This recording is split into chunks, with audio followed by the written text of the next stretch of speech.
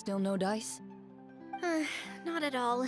And I've asked pretty much everyone in the court of Fontaine already. Lynette's ears drooped as soon as she heard that we'd have to be out and about for days on end. And Fremine, he hid himself under his helmet as soon as he realized there'd be people around that he didn't know. What about Chiori and Charlotte? I feel like both of them would be more than up to it. I've asked them already, but they're both pretty busy right now. I just gave the members of the Spina a few days off, too, so I don't want to bother them either. This is getting pretty difficult. Navia, Clorinde, what's up? Oh my. Well, if it isn't my dear partners. How are you all doing? Huh. Navia? Huh? Oh, you mean... Yep, this is our chance.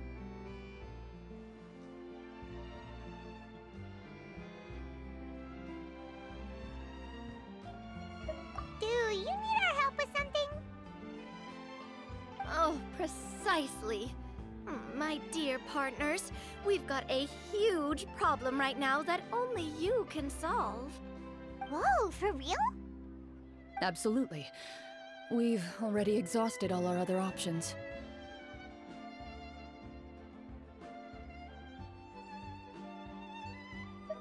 Traveler, Paimon, would you join us and play Marechaussee Hunter Judgment Day?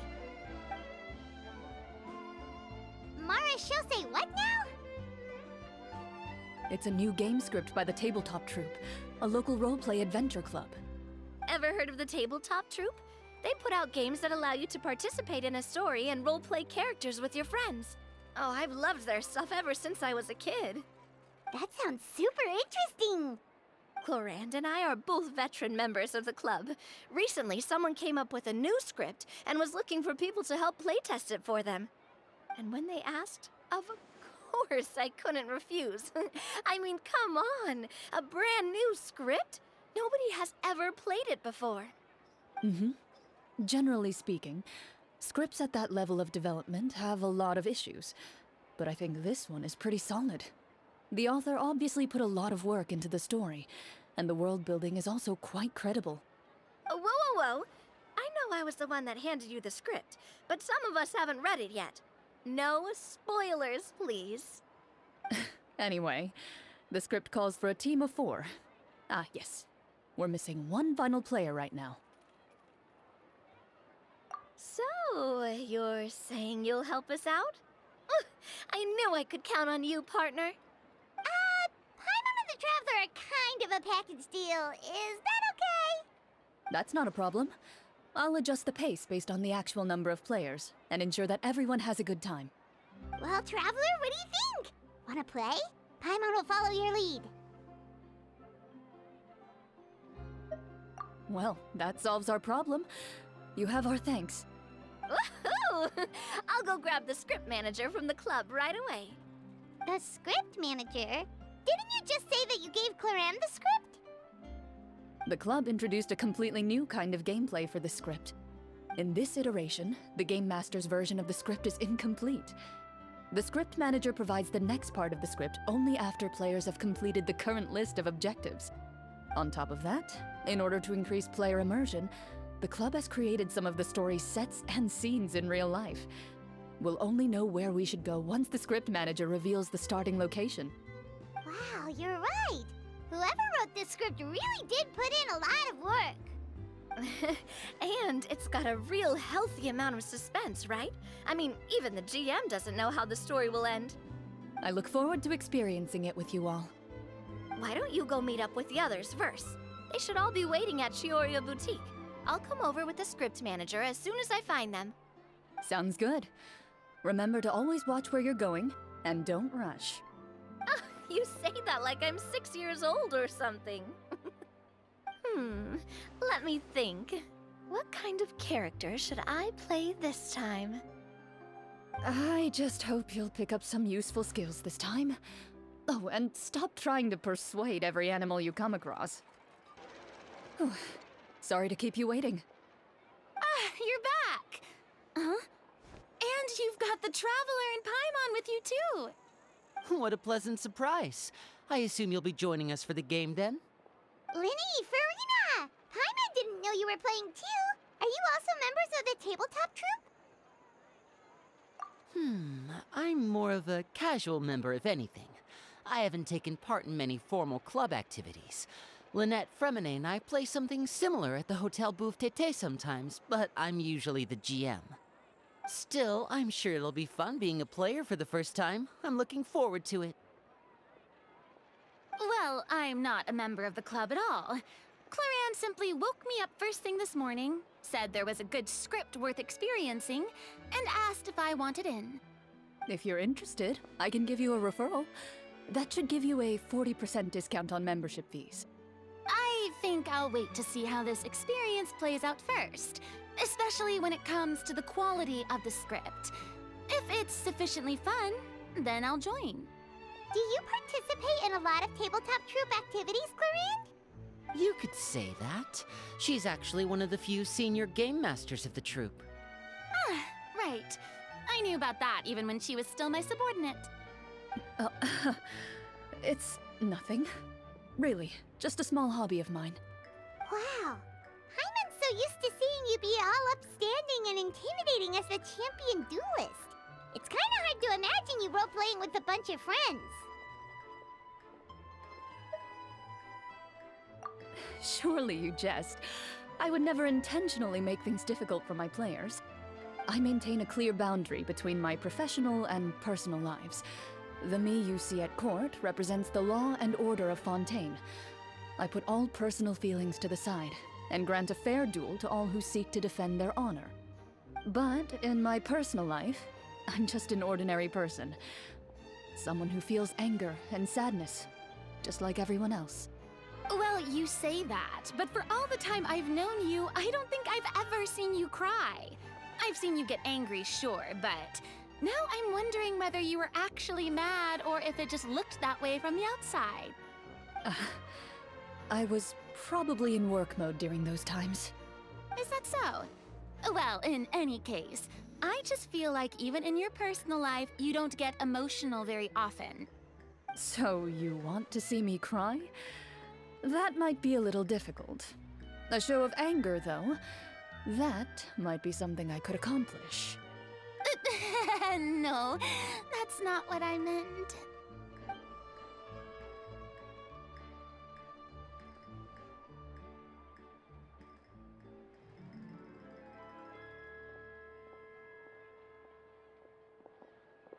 I'm back!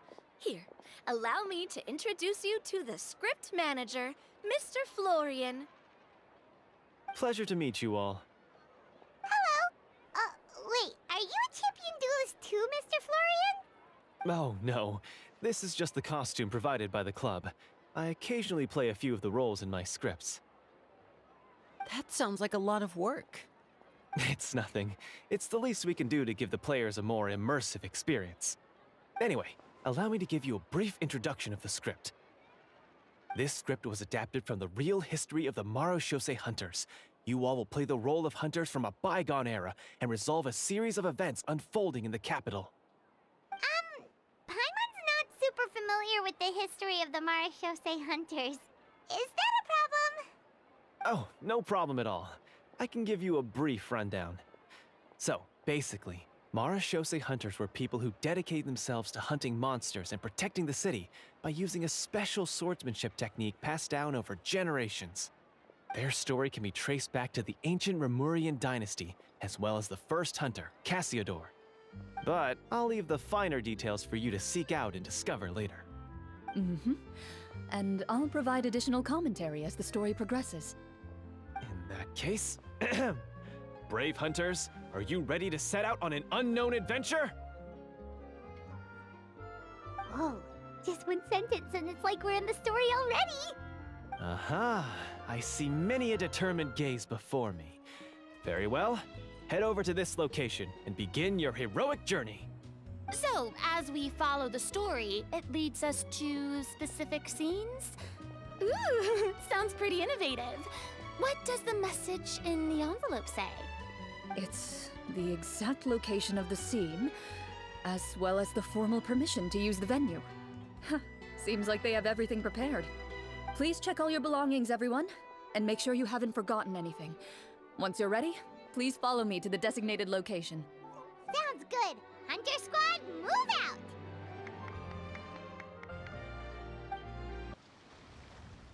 Whoa, they really have thought of everything. Even the phaetometer is here and ready to go for us. The phaetometer. What's that? It's a card that's used to determine action success or failure. We'll need to use it when we try to use certain skills. And what about all the dessert and tea? Is that for us as well? That's what the message said. Really? That's so nice. It feels just like a tea party with friends. Those snacks have Paimon's name written all over them! I think you might be more of a snack hunter than a Marachose hunter, Paimon. Snack Hunter Paimon reported for duty! If there are delicious snacks to be found, Paimon will track down every last one! The desserts are great. But I'm still looking forward to the story more than anything. Very fair. Then, let us begin. First, please pick up the blank character cards in front of you, and write down your name and profession. You can find an abbreviated version of the rules printed on the back of your character card. If you have any questions, feel free to ask me. In this story, everyone is a Marachose hunter. To reflect this, the club has prepared a small badge for everyone. Ooh, nice! As hunters, you have proficiency in swordsmanship and fighting by default, so there's no need to allocate any additional skill points to those areas. Swordsmanship? So there's a fighting part to all of this? Paimon's not sure she can do all that on her own. Maybe Paimon can just stick with you? Why don't you share a character card then? The Traveler will be the Marachose hunter, and you can be her little floating assistant. Huh, kinda like in real life. So, for the name, do I fill it out with the name of my character? Yep, it can be any name you like. You can use your real name too if you want. I do that whenever I get too lazy to think of a new name. Oh, so it would be like experiencing a different life, but still as yourself. That's not a bad idea. In that case, I think I'll continue to use the name Linny then. Next up is the skill sheet. You have a limited amount of skill points that you can use to learn a number of skills. The more points you invest in a particular skill, the easier it will be to pass associated checks. I'll take persuasion and investigation. Those are must-haves when it comes to missions like these. Oh, those skills sound like they'd be useful for gathering intelligence! Good idea, Navia! Just as expected of a veteran player. So should we also take those skills then? Not necessarily. Since there is a team, we could leave the negotiations to Navia.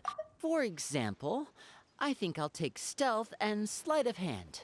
That will give us more options if we run into any situations we can't negotiate our way out of.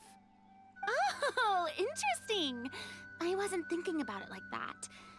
I suppose it's not so different from an acting troupe. Everyone has their own role to play. Let me see. I'll take arts and performance. I'm not quite sure what use they'll be, but I'm not as knowledgeable about the other skills, and I'm not too confident I'd be able to roleplay them well. Well, that leaves us. What do you want to learn, Traveler? Ooh, so you want to help people when they're injured. That's nice of you. Oh, something that'll help you get a read on other people's thoughts. Sounds useful. So what do you think? Are you sure you want to learn these two skills? Let's see. Oh, looks like you each have enough points to choose one final skill. You've all picked such classic skills.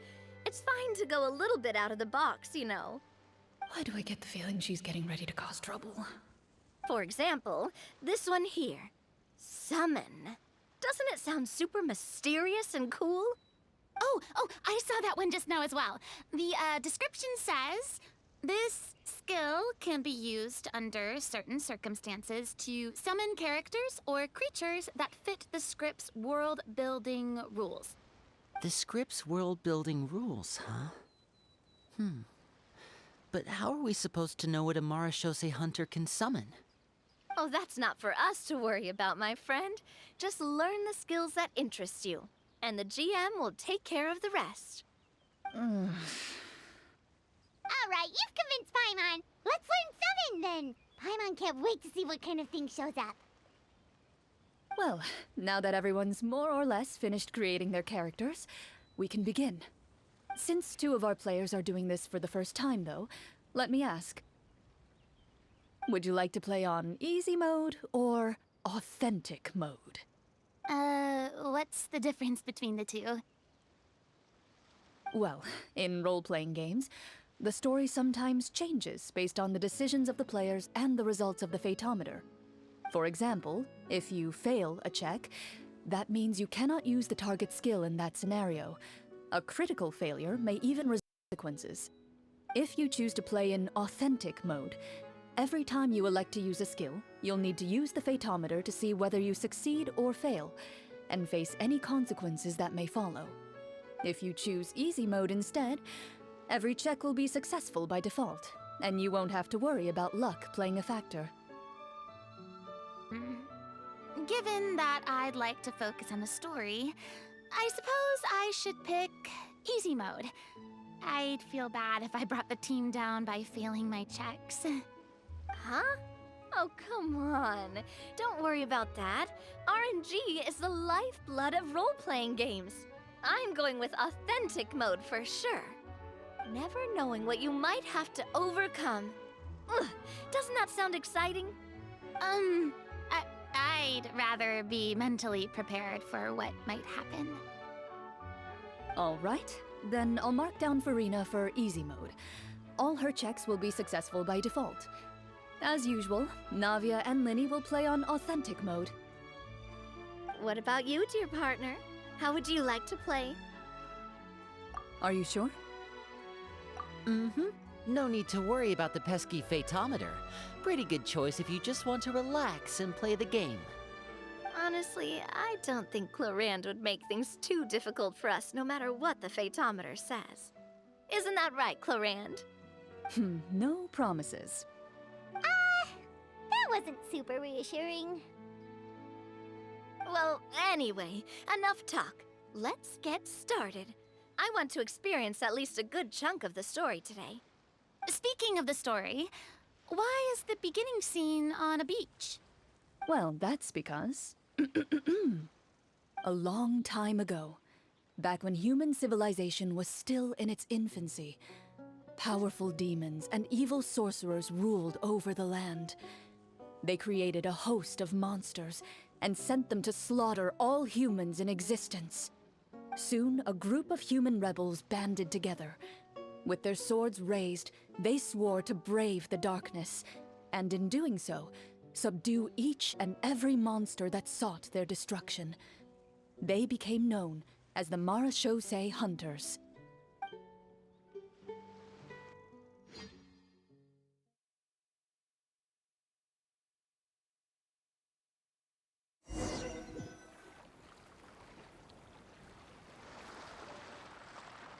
Sometime later, as a member of the Marashose Hunters, you receive a commission.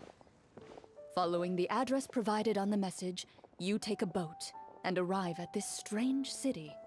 As you inhale, you can taste the slightly salty air of the docks as you begin to survey your surroundings. There aren't many people in the vicinity, but you do take note of a few others who, like you, seem to be sizing up this place. Your eyes meet, and you realize these people are fellow Marashose hunters, likely led to this location after receiving the same commission as you. You're all Marashose hunters too, right? Allow me to introduce myself. The name's Navia, monster hunter by trade and helpful neighborhood businesswoman on the side. What say you to traveling together? We can help each other out on the road. Okay, count me in. My name is Linny. I've been wandering since I was little and picked up a few less than legal tricks along the way. I was adopted by a Marachose hunter and later chose to follow in his footsteps. Is this where you introduce your character to everyone? It sounds like they've done this dozens of times.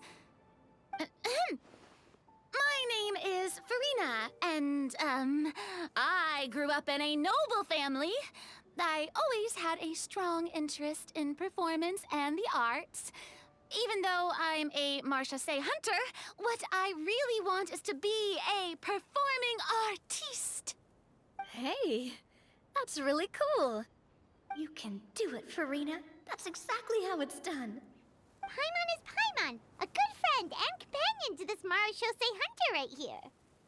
I've been studying medicine ever since I was a child. I want to do my part to eradicate these monsters and use what I've learned to heal others.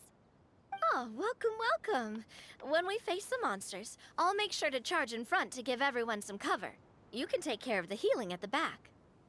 You open your envelopes at the same time.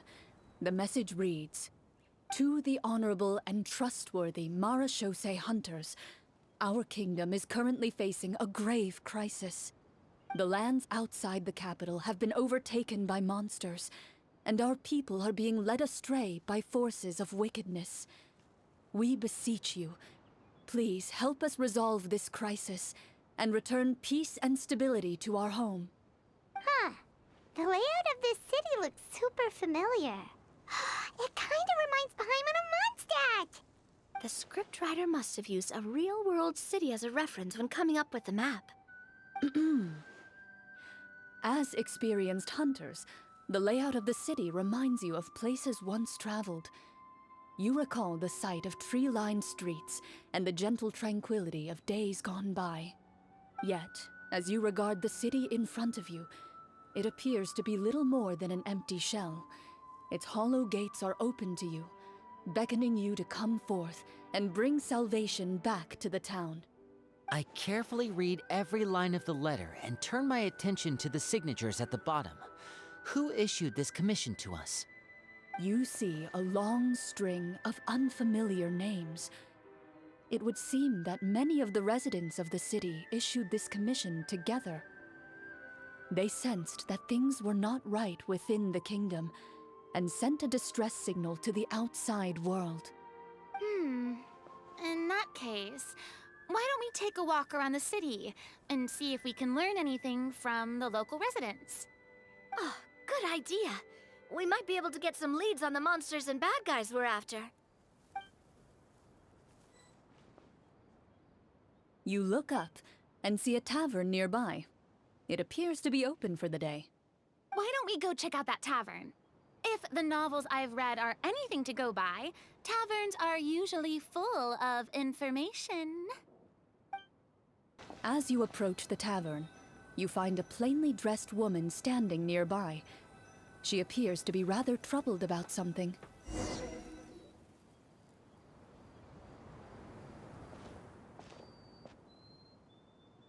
Greetings, friend.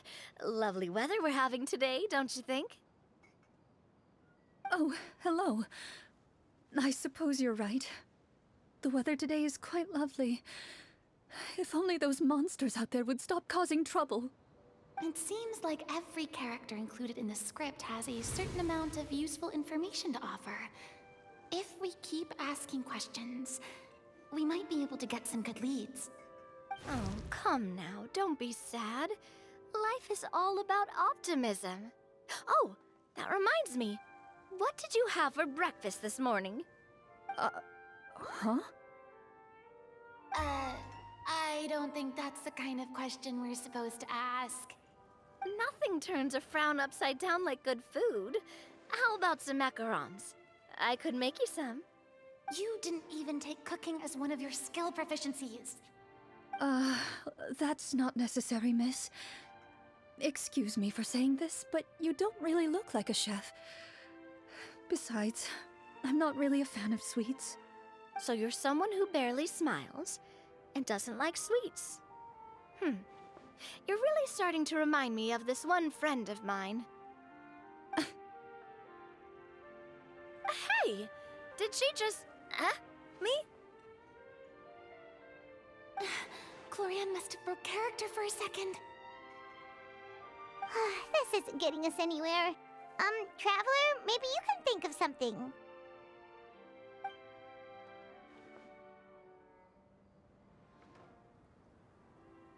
The results of insight checks aren't disclosed to the players, so I'll be the one consulting the photometer.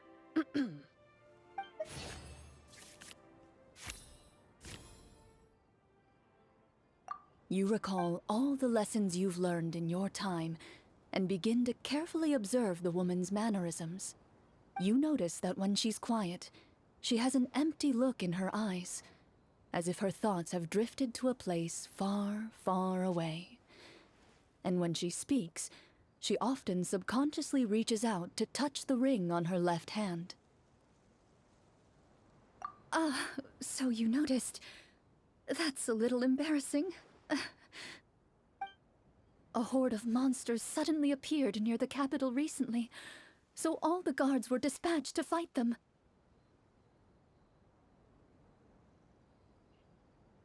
Do you remember when those monsters appeared? I'm not completely sure. All I know is that my husband was dispatched to fight them 3 days ago. Do you know where he was sent? It all happened so fast. When we said our goodbyes, he couldn't even tell me where they were sending him. You have our thanks, friend. We'll find and defeat those monsters as soon as possible. We sincerely hope your husband will be able to return to your side soon. Oh, thank you. Don't worry. We'll find him. Just try to remain optimistic and wait for good news. We don't always get to choose what happens to us. But we do get to choose the little things, like what we eat and how we respond to the things life throws our way. I hope that one day, you too will recognize the power of something as small and inconsequential as a delicious dessert. I'll do my best. You bid farewell to the woman, and continue your journey further into the city. As you venture further into the city, the streets appear largely empty. An elderly woman walks past. You see her shake her head as she puts away her wrinkled wallet. A nearby merchant folds his arms and gives you a disdainful look. You get the impression that he's someone who has long gotten used to the sight before him.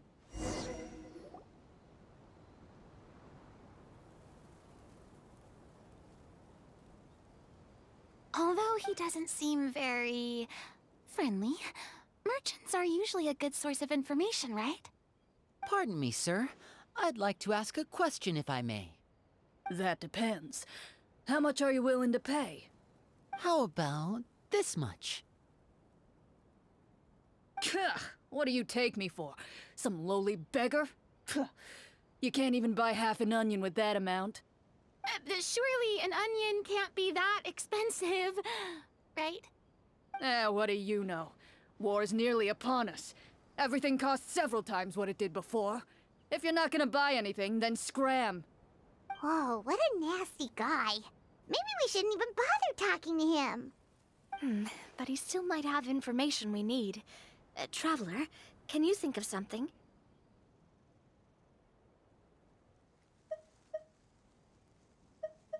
Sir, we came to this city to solve the very problem you seem to be referring to. The war you mentioned, would it happen to be against the monsters outside the city? If you happen to be well informed and know a thing or two about what's going on, we'd appreciate it if you could share that information with us. After all, the sooner this problem gets resolved, the easier it will be for you to do your business.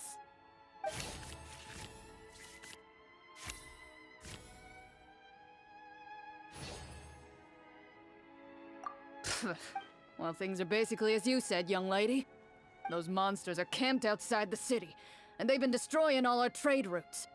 We have limited reserves within the city, so if this continues, we're all gonna be in big trouble.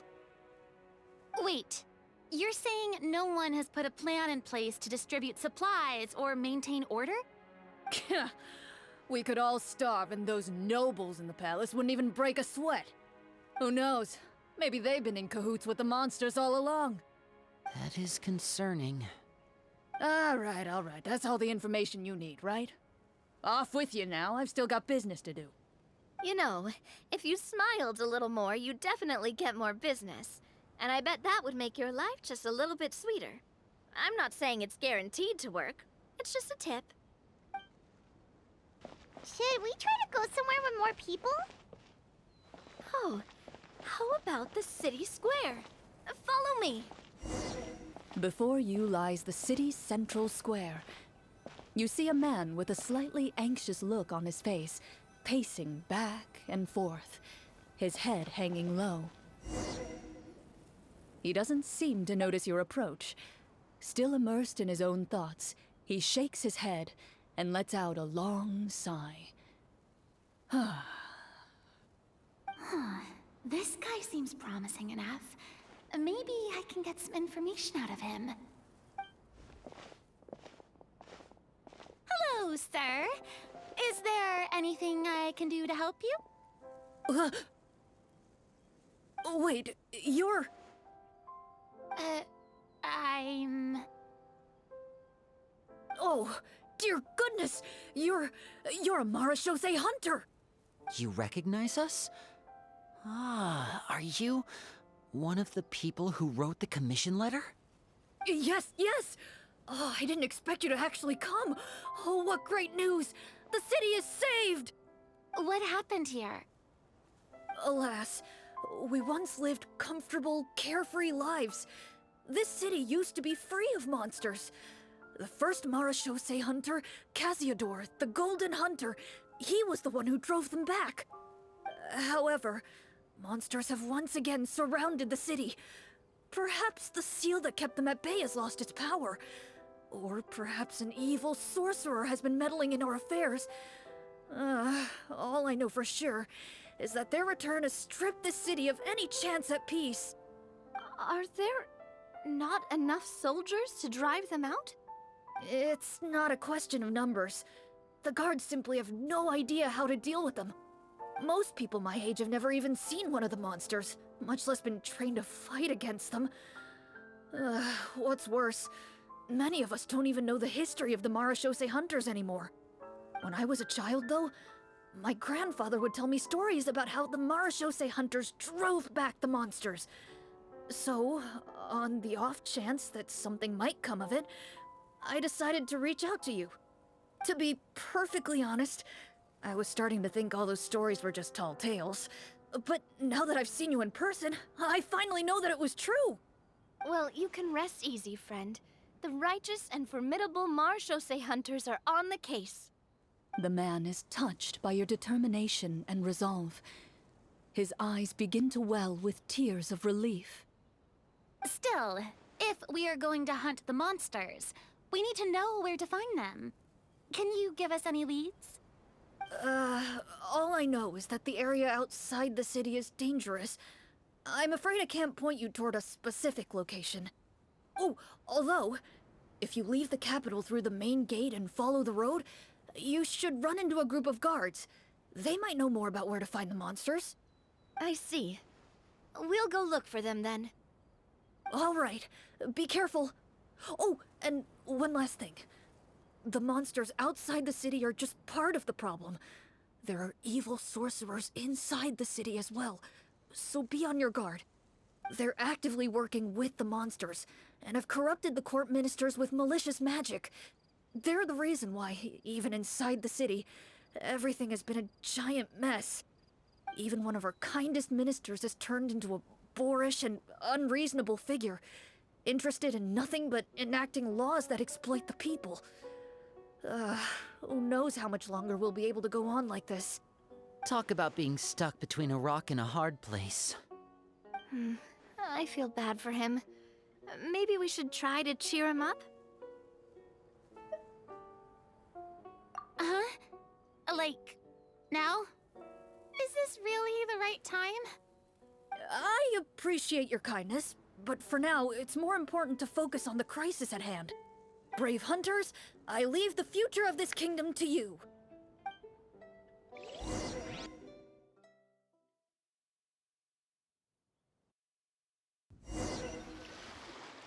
If I understood correctly, there are currently 2 problems in the kingdom that need solving, right? Exactly.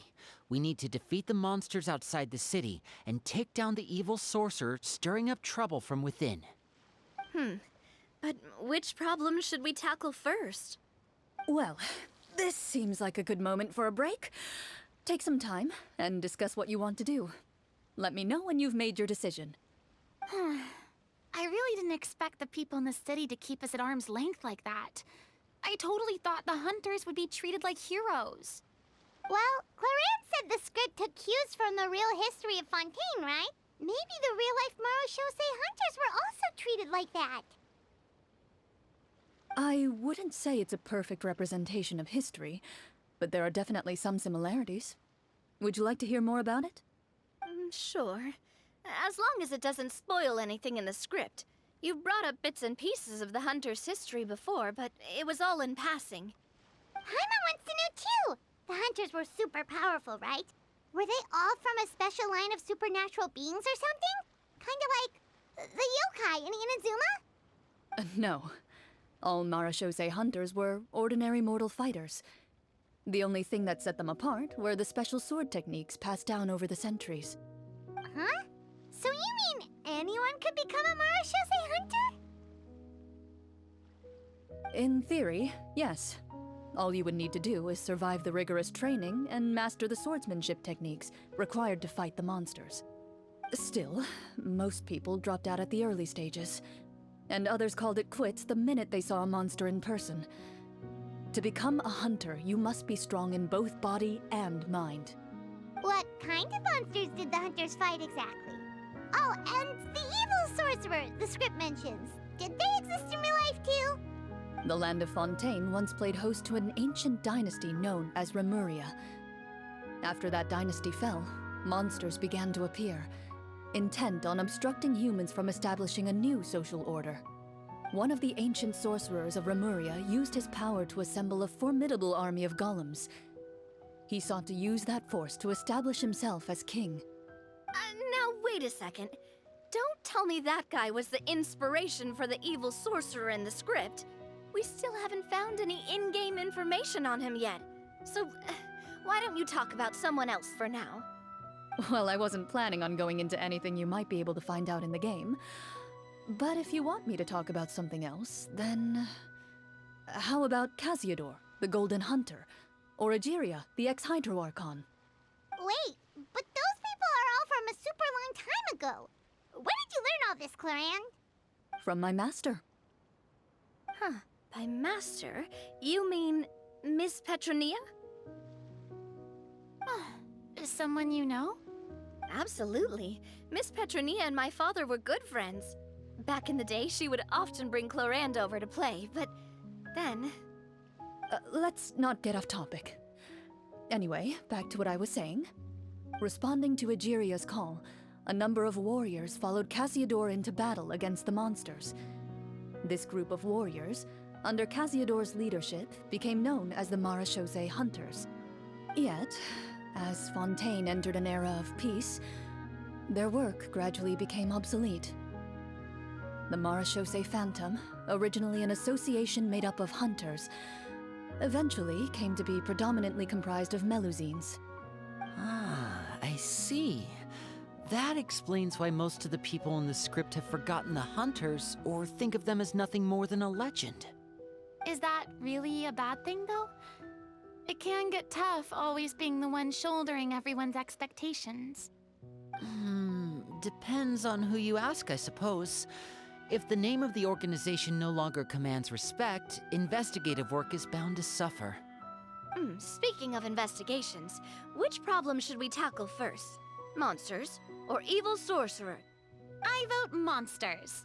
That's the main duty of the hunters, right? We can come back to the sorcerer later. Well said, Miss Farina. Plus, if the sorcerers really are the masterminds behind this whole thing, defeating the monsters could give us some clues on their intentions as well. What about you, partner? What do you think? It's decided then. All right. After some discussion, you decide to turn around and head out of the city.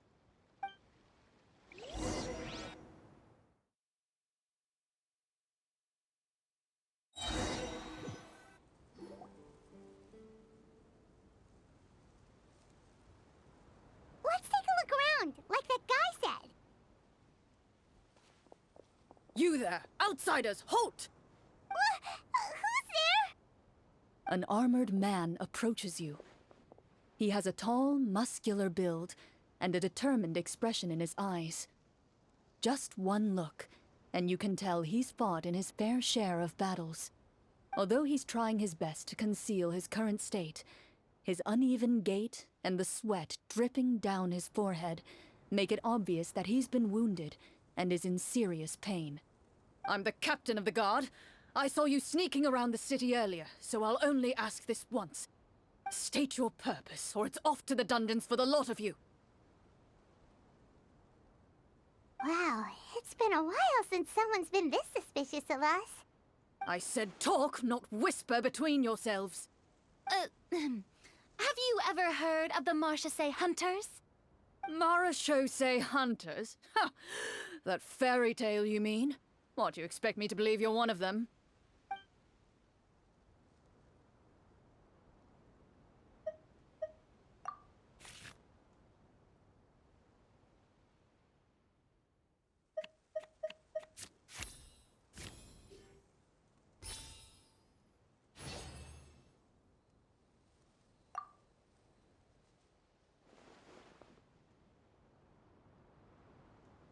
Using your knowledge of medicine, you're able to deduce that the injury on his calf was a monster's doing, and the wound has already begun to fester.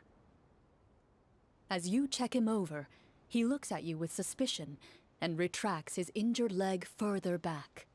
I'm a doctor by trade. Please let me redress your wound. You don't have to suffer like this. The man appears somewhat disgruntled at having been exposed, but soon relents and raises his leg for you to take a better look. He allows you to apply a poultice of specialized medicine to the wound, and it appears to bring him much relief. The tension in his brow eases. All right. Guess you lot might actually be real Marachose hunters after all. In any case, you've successfully treated my wound. So, what do you want to know? Do you know where we can find the monsters, or the other guards who are fighting them? He informs you of the various locations where monsters have appeared. He looks in that general direction with a pained gaze, as if a thin, invisible thread is pulling on his wound. Some of our new recruits have never even dealt with a petty thief, and now they're out there fighting monsters.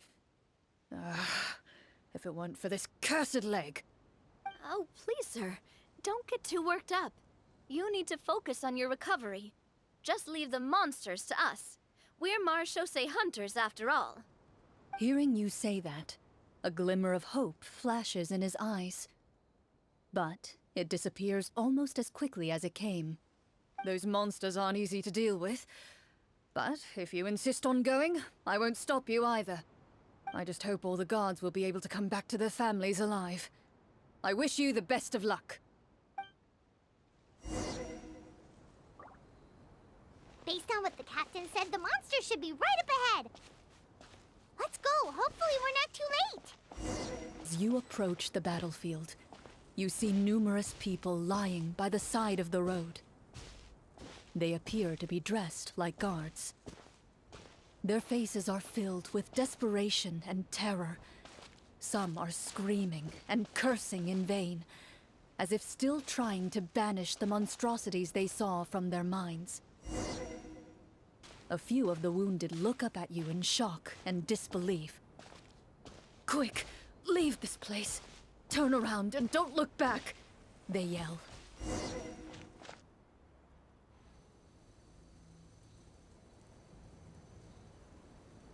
This is the place he mentioned, right? You see broken iron swords scattered all around you, and downed trees riddled with terrifying claw marks. All the signs point to one thing. A truly devastating battle just took place here. Be on your guard, everyone. The monsters might still be around. Before you can finish your sentence, you hear rustling sounds from the surrounding bushes. The monsters have emerged. They close in on you without fear. You get the impression that, in their bloodthirsty eyes, you're just another meal for them to devour. A little help here!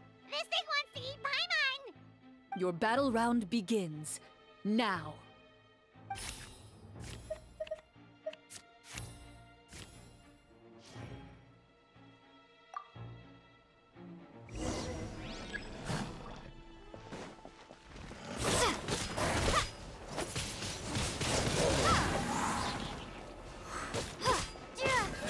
Prepare to be blown away!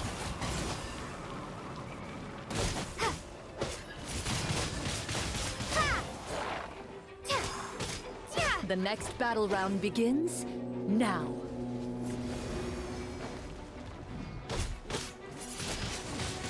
Windblade! And voila! Let's get this show on the road!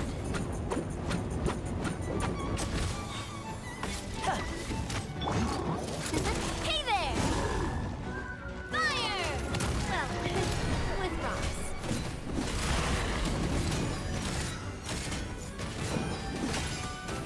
This one's got your name on it!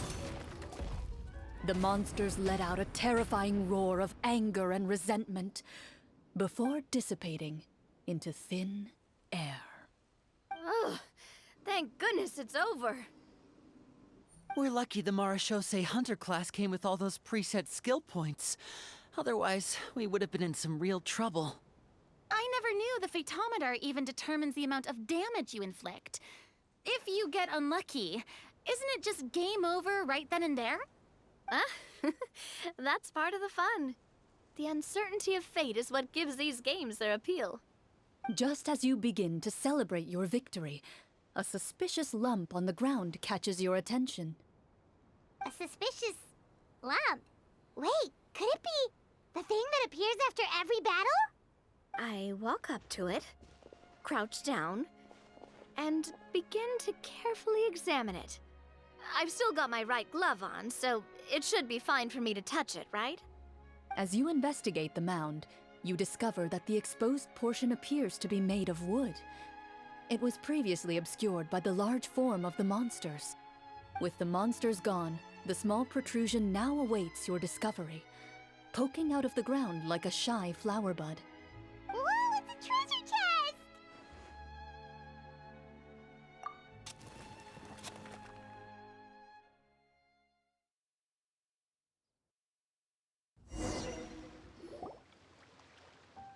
With everyone's help, you successfully excavate the wooden chest from the ground. Even without opening it, you can tell from the mora and jewels scattered around the chest that it must contain quite the fortune. Makes sense. We worked hard for this. Let's open it and we can share what's inside. I can understand your excitement, Paimon, but think about it. Doesn't it seem like there are people out there who need this treasure more than us? Yeah. Think about all the people suffering in the capital, or all those guards who got hurt fighting the monsters. Wouldn't it be better if we gave the treasure to them? Wait, is that how it works? Paimon thought since we were the ones to dig it up, we could just take it for ourselves. Well, let's put it this way. Any decision you make during a role-playing game can impact the future course of the story. But would the people really believe us? It's hard enough for us to prove we're Marashose hunters. What if they think we procured the treasure illegally? They might get even more suspicious of us. That's definitely something we should consider. Maybe we can come up with an explanation in advance. Well, if donating it could cause that much trouble, why don't we use it to buy some gear and fill up on good food? Then we'll be ready to fight even more bad guys. Looks like you're facing a difficult choice once again. Well, it's getting late. Why don't we call it a day for now? Wow, where did the time go? I'm not sure if it's because I'm having so much fun with you all or because the story is particularly enticing, but I feel like I could almost keep going. Here, here. Ooh, how about we play through the night? I'm not sure I'll have enough energy for that. Yeah, that won't work for me either. Lynette will give me an earful if I get home too late. I understand how you feel, Navia, but we have to change venues for the next part of the story anyway. Huh? Another location? Mm-hmm. There's a special note for the GM at the end of this section that says to proceed to an indoor set for the next part of the script. Whoa, they really pulled out all the stops for this new script. Well, even if we end the game for the day, we can still stay a little longer and hear Clorinde finish her story, right? Paimon wants to hear more about the history of the Hunters. Something tells me you just want to finish the free desserts before we break for the day. That's just a coincidence, okay? Besides, to Paimon, not finishing free food feels even worse than having to buy her own. And anyway, Paimon really does want to hear more about Clorinde's master. Well...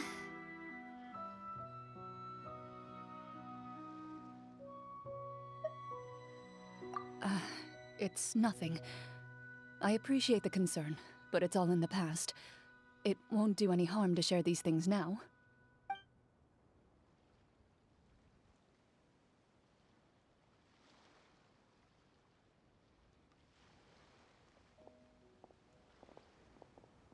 My earliest memories are of living with Master.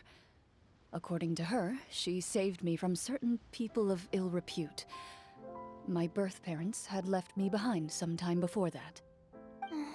What a heavy beginning for a life story. Master was a fascinating individual, if inexperienced in the ways of raising children. My first ever toy was a short sword. Although I suppose it wasn't so much a toy as something Master removed from her waist and handed to a noisy child in need of distraction. Oh wait, so she handed an actual sword to a child? Isn't that dangerous? Did you hurt yourself? Of course I did. I cut my palm and bled quite a lot. But Master was not concerned. She just stood there and casually lectured me about it. See, that's what you get for not holding the sword properly, she told me. She then crouched down next to me and said, "Give me your hand. I'll teach you to bandage this wound. After that, it's time to learn how to truly hold a blade." Excuse me for asking this, Clorinde, but how old were you exactly when all this happened? Probably around, 3, give or take. 3? Isn't that when most kids are still struggling to hold a fork? As I said, Master was rather inexperienced in the ways of raising children. She believed trial and error was the best way to teach a child what they're capable of. I'm not so sure this is a question of experience. I didn't see anything wrong with her ways at the time. And anyway, children don't get to choose how they're raised. Oh, she did bring me back a pet from Liyue once. It was a Geovishap hatchling. A Geovishap hatchling? For a pet? That seems even more dangerous. What she said was this: make sure to get along, you two. If you really can't agree on something, just settle it with a fight. Whoever loses is the real pet. And how old were you when this happened? 5. Well, did you win? No, I lost. So, you're saying you actually became the Geovishap's pet? Yes, but only for a week. By the end of that week, I defeated it in combat, and we've shared a cordial relationship ever since. That really doesn't sound like the kind of childhood someone should have. Later on, I gradually understood that Master most likely didn't know any other way to raise a child. She was a Marachose hunter, but I never heard her bring up her own parents. Thanks to her, I learned how to navigate the forest by the age of 6, and could hunt monsters in the wild by myself the year after that. Even though the training she subjected me to was strict, she always made sure to take me traveling when she had the time. We met many of her friends during those days. That was also how I met Mr. Callis and his family. I still remember the first time we met. You were too scared to join our picnic and hid behind Ms. Petronia the whole time. I still hadn't really met many children my age at that time, so I didn't know how to interact with others. After that, though, you started coming over a lot. You loved challenging people to shooting competitions, remember? I don't think many members of the Spina ever beat you in one of those. I had a lot of fun during those days. I enjoyed them too. Oh, do you remember that one time we went exploring around the Spina together? We overheard Papa call your master Fontaine's Protector of Justice. We tried to pretend like we never heard anything, but you nearly let it slip that one time.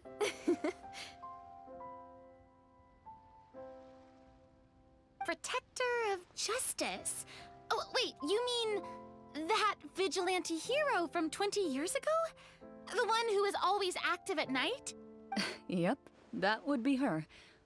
She often would put on a black cloak and go out at night. I never knew where she went or what she was doing. Until, like Navia said, we overheard the truth from Mr. Callis that night. 20 years ago, huh? I still remember the guards leaving all kinds of witness reports about her on Nervalette's desk. My apologies. Oh, there's no need to apologize. You had nothing to do with it. And anyway, everything she did was for a good cause. Although, calling herself the Protector of Order was a bit much. Especially when she deliberately operated outside the law. Huh? When did the Protector of Justice become the Protector of Order? Oh, she had a bunch of code names. I heard she would just come up with a name on the spot whenever she was asked. Later on, she probably got sick of answering those questions and decided to stick to just 2. The Protector of Justice and the Protector of Order. That sounds like her, all right. I bet she forgot which of the 2 she'd use by the time she got back each night. Well, she certainly sounds like a fascinating individual. With her strong sense of justice, it's no surprise her student followed in her footsteps. It's true. I always wanted to become like her. Someone powerful, independent, and with a strong sense of conviction. But...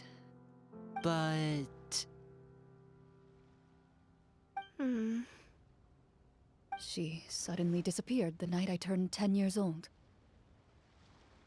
Disappeared? What happened? I have no idea. She didn't even leave a note. I was never able to find out where she went. That night, I was celebrating my birthday at Navia's house, but Master never came to pick me up.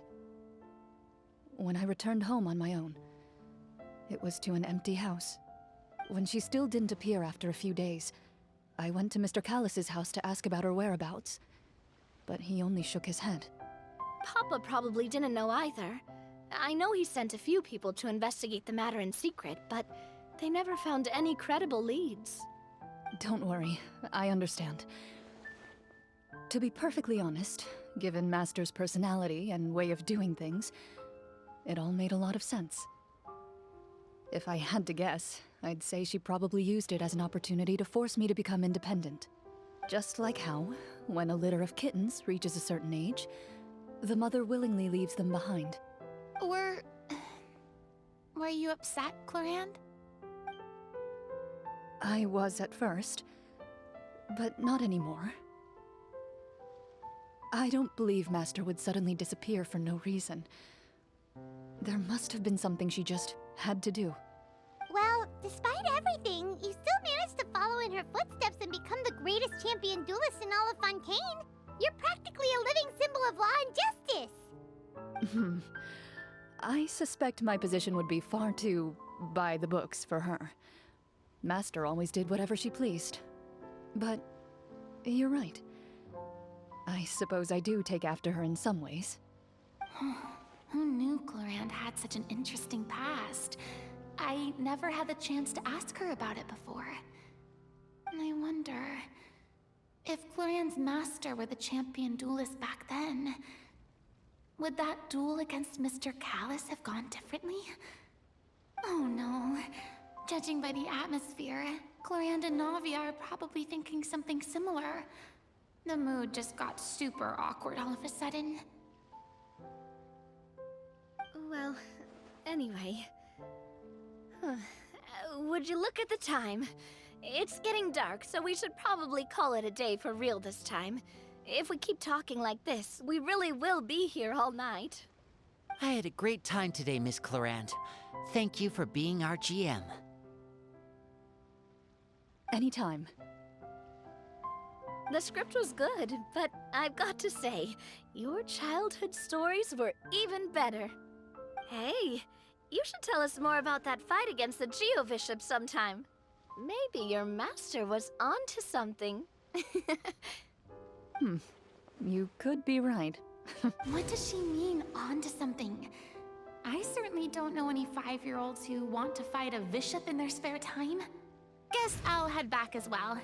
I need to save my energy if I want to continue enjoying the story tomorrow. You're that excited to hear about my fight with the bishop? I was talking about the script!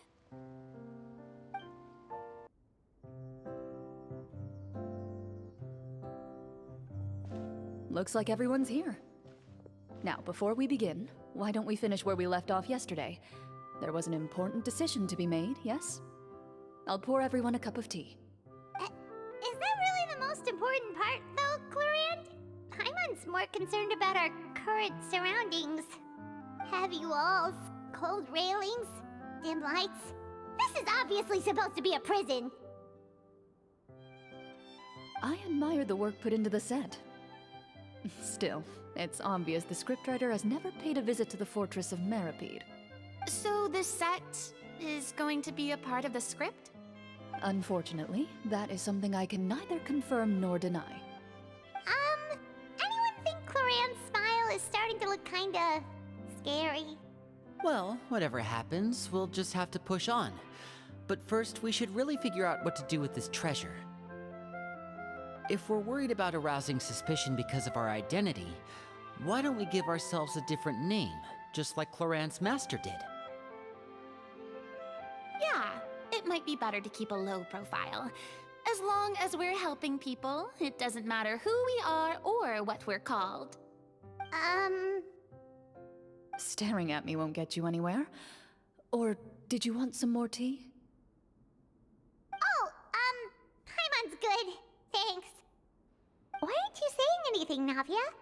Wait, what's that next to you? Oh, this is the short sword Clorinde mentioned last night. I found it. Huh. I'm surprised you managed to track it down after all this time. Well, I made sure to take good care of it, considering the circumstances in which you gave it to me. Of course I had to keep it safe. Anyway, where were we? Oh, right. I was just thinking about all the potential ways for us to break out of prison. We could dig a tunnel, or try to bribe the guards. Wait, we haven't been thrown into prison yet, have we? Well, it's only a matter of time. It pays to be prepared. Just like how you should always have an umbrella on hand, even when it's sunny. Alright, Paimon's made up her mind. Let's just give the treasure away. Paimon may have wanted to keep it, but if it's going to land us in prison somehow, Paimon will be too upset to enjoy her snacks.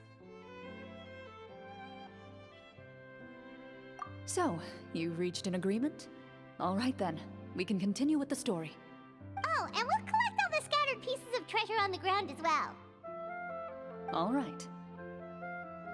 You collect the treasure and make your way back to the capital with your bag of loot in hand.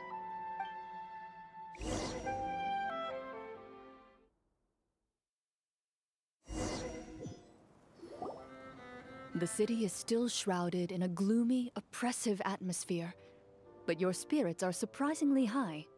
In places where sunlight struggles to reach, you generously share your wealth with the children, the elderly, and the poor in urgent need of help. Thank you, kind soul. The elderly woman's look of gratitude follows you as you walk away, her eyes never leaving your back until you move entirely out of sight. However, there's still quite a bit of Mora remaining. It appears you haven't made much progress. She's probably trying to tell us to speed this up. We need to hurry up so we can address the sorcerer problem. Should we go find that man again at the square? He seemed like a pretty responsible guy. I'm sure he knows the people here far better than us. Oh, good idea! Just as you start to make way to the square, intent on finding the man again, there's a voice.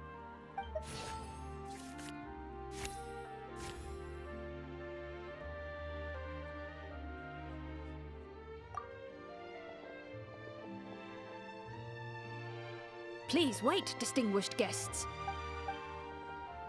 Several strange guards suddenly call out to you. They run forward to meet you and proceed to politely pay their respects. Greetings, gentlemen. Are we being invited for afternoon tea? Surely you jest, my lady. That would not be our place. It is His Excellency the King who requests to meet with you. Please come with us.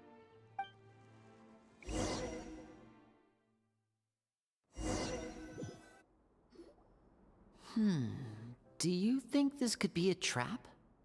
Well, we have to investigate the court at some point, right? Meeting the king himself would be a fantastic opportunity to do that. I say we go for it. If something happens, we'll just turn the whole place upside down. That sounds a little intense. After a quick discussion, you nod to the guards and agree to follow. They lead you all the way to the audience hall of the palace. Gilded tables line both sides of the hall. The space itself is adorned with all manner of expensive antiques, glass shelves, and silver candlesticks. The items appear quite ordinary in size and dimension, yet their presence somehow makes the emptiness of the hall feel even more surreal and ominous. Wow, it's so luxurious! The elderly king, clad in a magnificent robe, sits upon the deep crimson throne before you. He wears above his head a majestic crown, with a gemstone the size of a bird's egg set right at the very front. As you observe it, you see a complex pattern of light reflect off its surface. They're here, Your Majesty. A man dressed in dark clothes, likely a minister, shields his mouth with his hands and bends down to whisper a few words to the king. After a moment, he lowers his hands and stands back up. His gaze shifts to fixate on your group, but he does not move from his place at the king's side. The king does not appear entirely aware of his surroundings. The man by his side, though, we should keep a close eye on him. The king remains still and says nothing. The minister is the one who speaks. Esteemed guests, allow me to thank you for coming to our faraway kingdom. Unfortunately, His Majesty the King finds himself quite exhausted from work. So please allow me, his Prime Minister, to welcome you in his stead. I've heard tell that your group, the Marechaussee Hunters, used your exceptional ability with the sword to repel the monsters near the capital. Such a great deed deserves to be rewarded. However, seeing that I was not fortunate enough to observe such a feat with my own eyes, you'll forgive me for seeking to verify the truth by speaking to you myself. Well, we've got nothing to hide. You brought us here to talk, right? So we'll just explain what happened.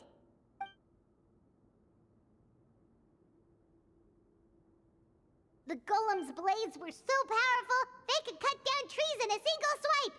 It took a lot of effort to defeat them, even for trained swordsmen like us. Well, that was enough details, right? Believe us now? Your account does indeed match those of the survivors. Since you were the ones who defeated the monsters, that must mean you are also in possession of the treasure they stole?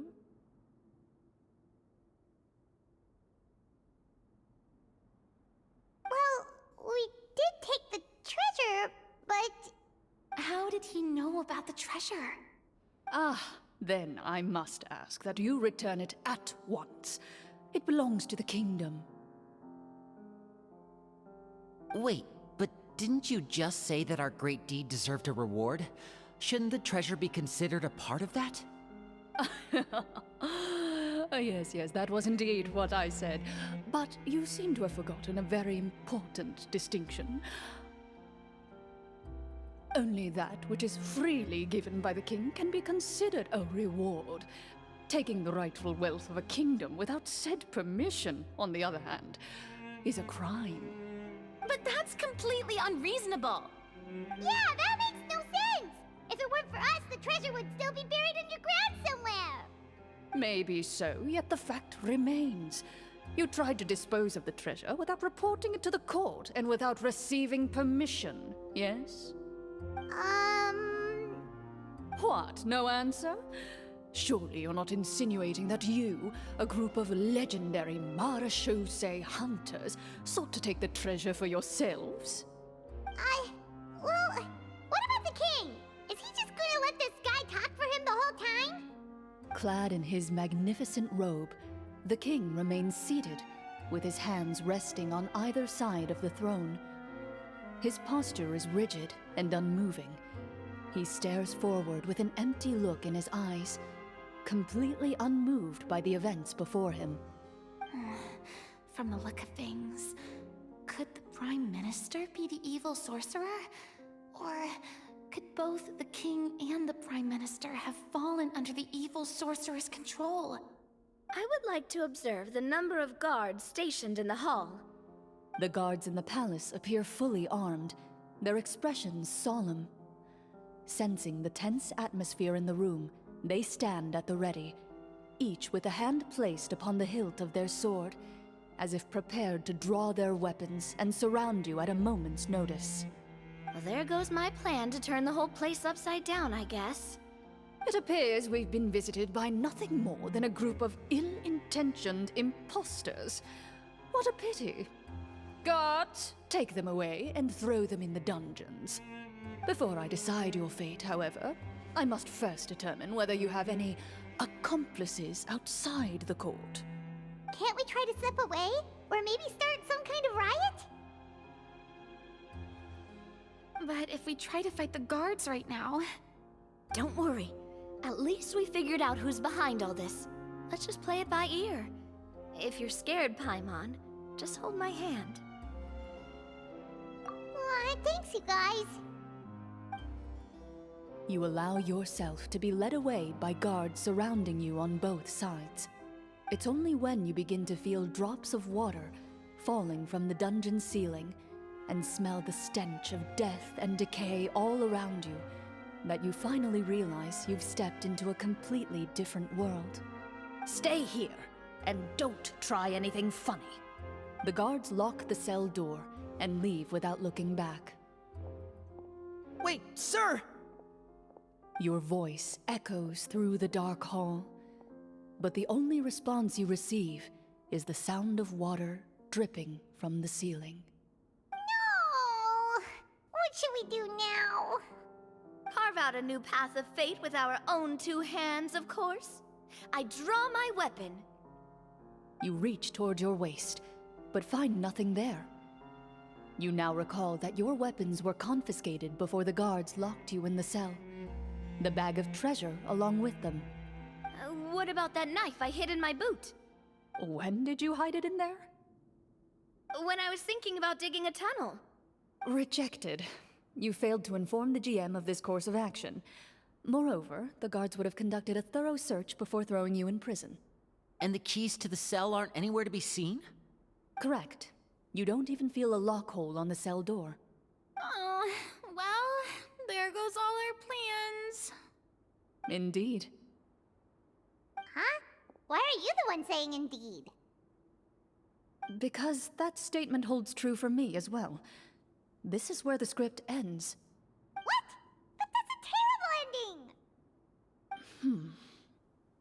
Generally speaking, this should be the point where the scriptwriter gives the players some kind of hint, or gives the GM some kind of code for how to move forward. I mean, maybe they just really wanted us to be immersed in the feeling of being in prison? Like, they'll only show us the way out once we've grown truly and utterly desperate? That is a possibility. If only there were desserts and tea in real prison. Oh, wait, guess it's kind of how the Fortress of Meripede works if you're lucky. Oh, before I forget, Navia, the short sword you had with you earlier. I took a closer look, and the craftsmanship doesn't appear to resemble anything from this era. If I remember correctly, that style was last in vogue several hundred years ago. Wait, Clorinde said that sword used to belong to her master, right? Does that mean her master has been alive that long? I doubt it. The way she went about things often made her seem childish more than anything. I'd say the sword was most likely an heirloom passed down over time. Hang on. A precious heirloom passed down to you by your master. And you gave it to me just like that? You weren't worried I might lose it? Master left many things to me when she disappeared. There was the sword, an old key, and a good amount of junk she probably just didn't want to take with her. I gave you the sword back then, because I didn't want our friendship to end. Wait, when did this happen exactly? After the duel. Between Mr. Callis and myself. Before that, Clorinde would have meals with us and even stay over at the Spina some days. She was on great terms with Papa as well. After the duel, though, there was a period of time where we simply didn't know how to face each other. She entrusted this sword to me, and never came back. We were both sad, and conflicted, and totally overthinking everything as a result. Whenever I looked at this sword, I couldn't help but wonder if Miss Petronia had never introduced us to each other at that picnic. Maybe part of the sadness I was feeling could have been avoided. Back then, it felt like I hadn't just lost a father, but a close friend as well. No one can change the past. The most important thing is that you two found your way back to each other and can enjoy things like this together. Yep, you're right. I'm sorry, you two. I didn't mean to bring up any sad memories. Think nothing of it. No one here is at fault.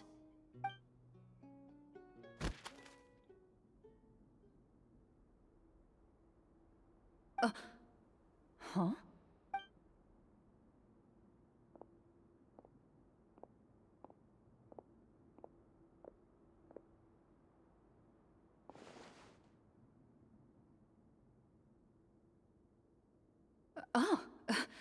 Looks like the next part of our script is here. Perfect timing. The situation was really starting to get desperate. And not just because of the prison thing. From Clorinde's face, Paimon really can't tell if it's good news or bad news.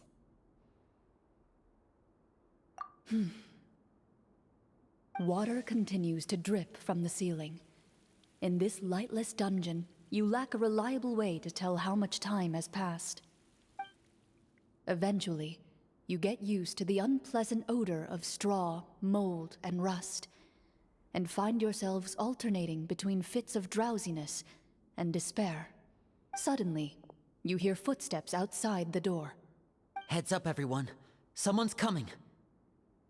Gather close, everyone, and keep your voice down. Who are you? I work as a guard in these dungeons, but my true identity is the same as your own. I'm also a marechaussee hunter. Huh? Shh! I've already sent away the other guards, but if we make too much noise... I understand, but how can we be sure we can trust you? The king has issued a formal decree. In light of the irrefutable proof of your crime, you're to be executed before tomorrow's sunrise. If you want to escape, it has to be now. Executed? We barely did anything! Monsters appearing at the same location as the treasure. Could this entire thing have been a trap? There will be time for speculation once we're out of here. As for my identity, I have no way to prove that to you just yet. Infiltrating the capital was difficult, and finding a chance to speak with you has taken a lot out of me. I could go on, but I think we can all agree that now is not the time for details.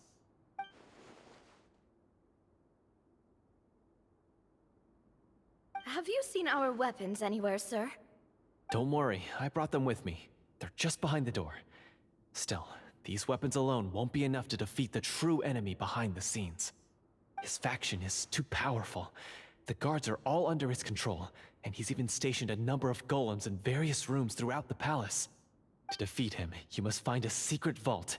It is said that within that vault, the Marechaussee hunters of the past left behind a treasure with the power to defeat the sorcerer. You're not coming with us? No, I'll remain in the dungeons to deal with the guards. I'll try my best to distract them so they don't go after you. As long as my identity is not revealed, I'll be able to aid you when the final battle comes. In that case, please stay safe. Thank you for your concern. I will do my utmost. As for the location of the vault, here, this map should lead you there.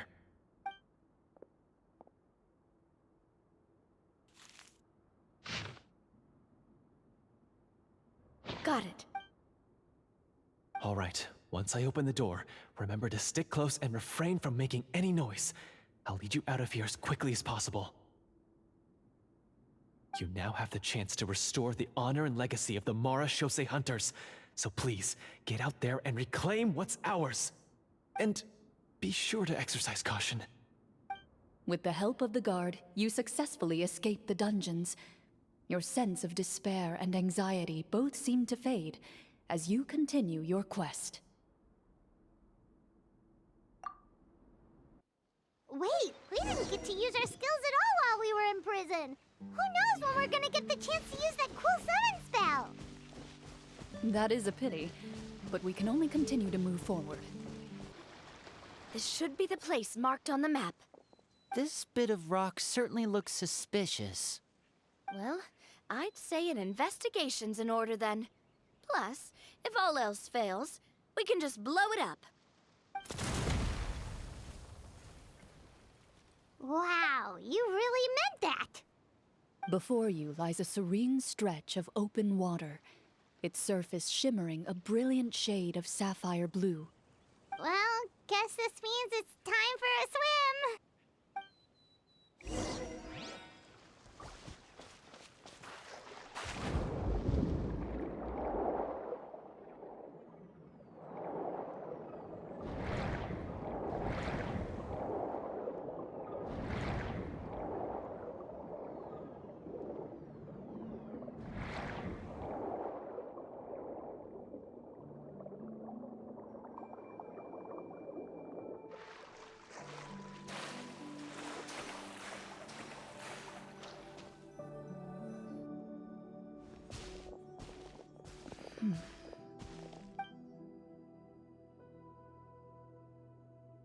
What's the matter? It's nothing. As you step into the cave, you find yourself in an eerily quiet space. Before you lies a narrow passageway that appears to trail off endlessly into the distance. Wow, this must be where the treasure is hidden! But this door is blocking our way in. It almost looks like it's been here for quite some time. I've got to hand it to the tabletop troupe. They really went all out with the props. Huh. What have we got down here? A kind of mechanism connected to the door? Ah, it looks like we might have to arrange it into a certain pattern. A pattern on a stone door. That's something Master mentioned before. Is something wrong, Clorinde? After a long, difficult journey, you finally arrive at the location indicated by your map. It appears to be an ancient site of some sort, where treasure likely awaits. Your surroundings are exceedingly quiet and serene, as if the secret that slumbers here has never once been disturbed. If you listen closely, You can almost convince yourself you can hear the sound of its calm, gentle breathing. That description makes Paimon feel kinda bad for disturbing this place. We're doing this for the sake of the people, to free them from the evil sorcerer. I say it's time for this treasure to once again see the light of day. Linny's right. We need to keep going. The future of the kingdom depends on it. The next part of the story requires us to solve the puzzle, right? Let's start exploring the area. Yes, that should be fine.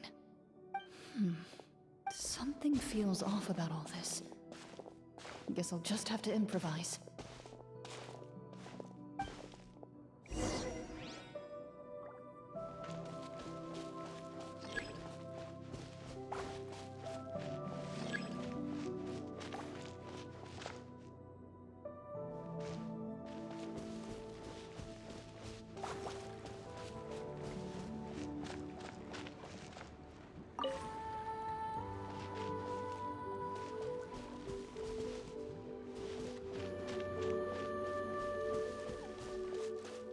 I found something! Found something here, too.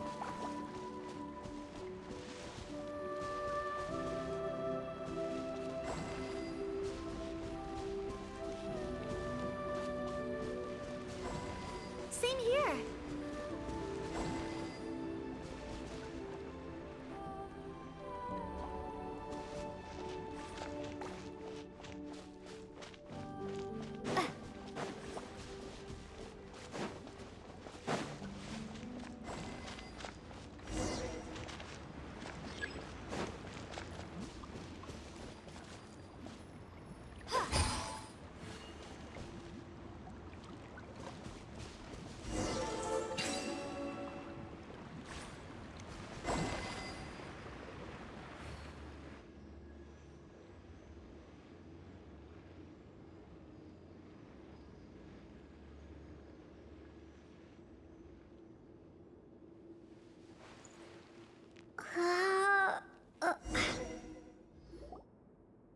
It worked!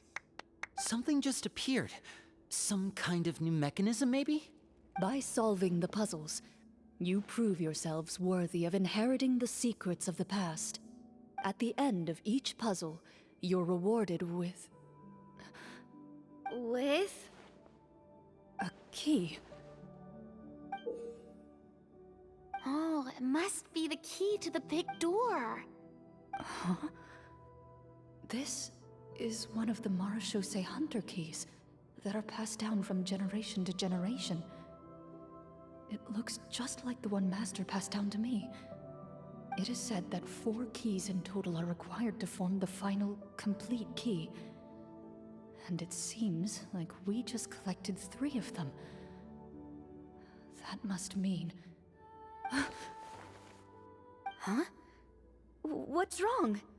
You hear a few strange noises. Suddenly, all the torches in the ruin go out at once. Huh? What's going on? Did we fall into another trap? For the sake of immersion, please close your eyes, everyone. Without the torches, the space is now completely dark, and you cannot see anything.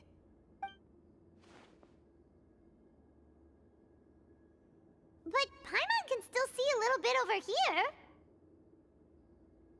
Oh, right, sorry.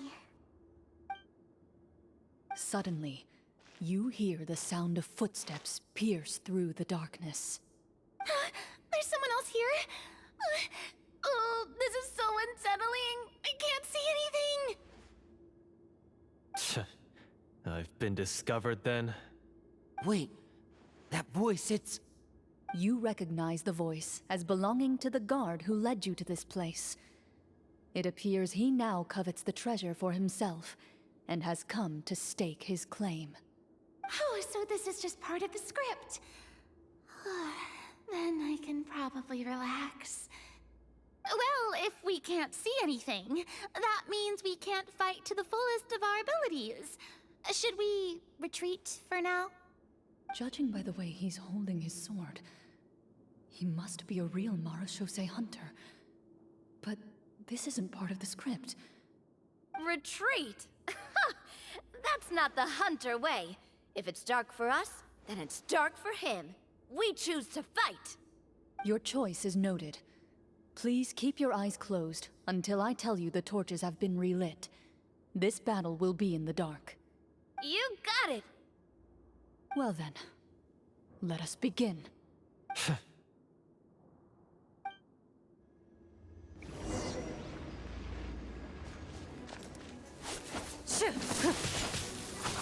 Into the shadows. I'd like to try to hit him with my sword. Your strike is successful. Ha! You're facing a veteran marsh... Is he still standing? Goodness, he... Is it over? Can we open our eyes now? The enemy is strong and relentless, but the battle is nearing its end. The torches have not been relit. What about now? Final strike. Ha!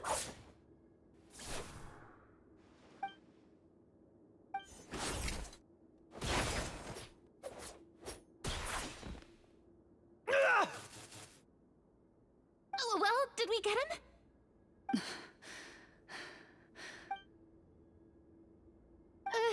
Clorinde? Warm fire flickers across the walls once more. Your vision is now clear. In an impressive display of courage, the four of you successfully defeat the uninvited guest. That look in his eyes. It's like he became an entirely different person as soon as I defeated him. Huh? Mr. Florian? Oh, wait. We're supposed to be role-playing. I should stay in character. Speak your name, guard. Why did you lead us here just to betray us? Is this treasure really more important to you than bringing peace to the kingdom? What kingdom? What peace? Those were nothing but lies! I, Florian, am a true Marechaussee hunter, descended from hunters of ages past. So he's also using his real name. Or, wait, was that the name of his character from the very beginning? Then I'm even more confused. If you truly are a Marechaussee hunter, shouldn't you want to help us just like you said before?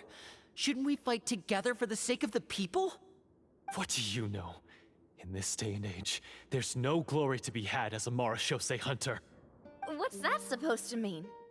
My skills were passed down to me by my father. We lived a life of obscurity in the remote wilderness. Still, he devoted everything he had to being a Marechaussee hunter. And what did he get in return? A life of poverty and pain. In a world that forgot all about him. When he died, not a single person came to mourn his passing. The Marechaussee hunters were the ones who saved this city. We're heroes. We deserved more recognition and respect than this. Is he talking about how no one in the capital seems to remember the hunters and their legacy? I didn't expect the script to contain this level of social criticism. So that's why you want to take the treasure for yourself? You feel like you're owed fame and wealth? If you already knew where the treasure was located, why didn't you just come down here and take it? Because I still needed the final key. Only a true Marechaussee hunter is capable of passing through this final door. As someone who sought to hurt others for his own gain, Florian lost that right long ago. Okay, but what is this treasure anyway? We've got all the keys, right? So can we just go in and take a look? You're sure you want to go in? We've been talking about it for so long. Of course we want to see what's inside. And we've already defeated Florian, right? So he won't try to take it from us anymore. Pesky brats. Watch yourself. Then let's open the door together. All right. Your choice of action is confirmed.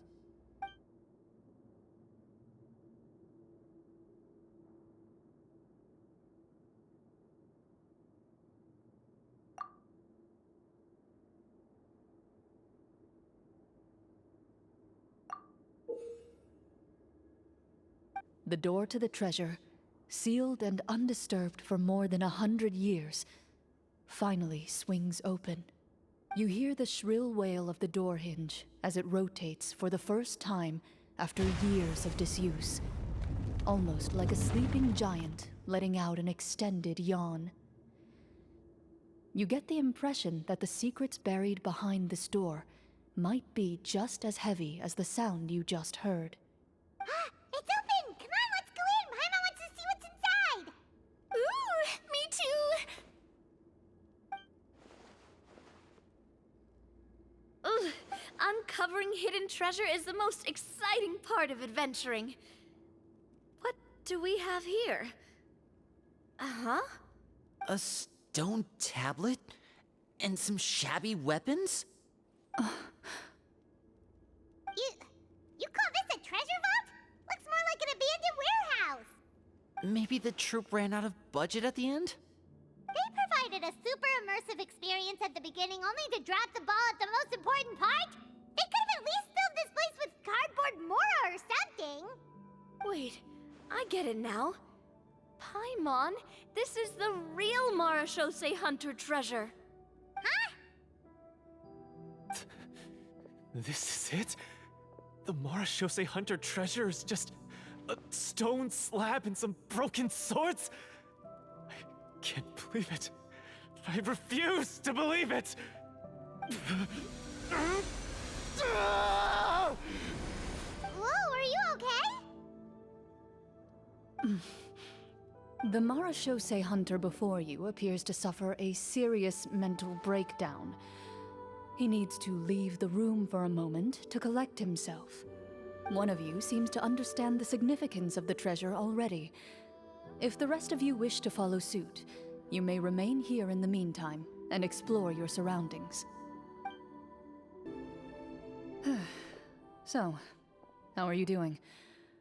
Feeling any better? What just happened?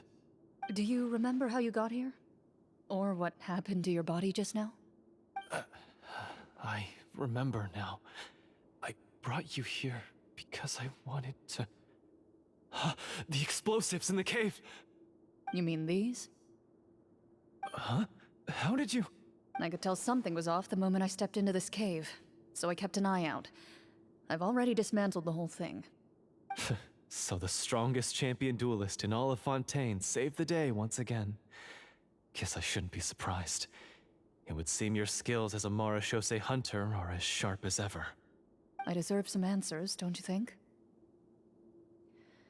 Tell me why you wanted to lure me here. Everything you said earlier sounded like the truth. Luckily, your monologue was dramatic enough to convince my friends you were just role-playing. I don't know. I just always felt like there was something in my heart that didn't belong to me. Something agitated and angry. Who knows? Maybe it was my own anger all along. I could never really tell. The feelings about my father and the other Marachose hunters are real.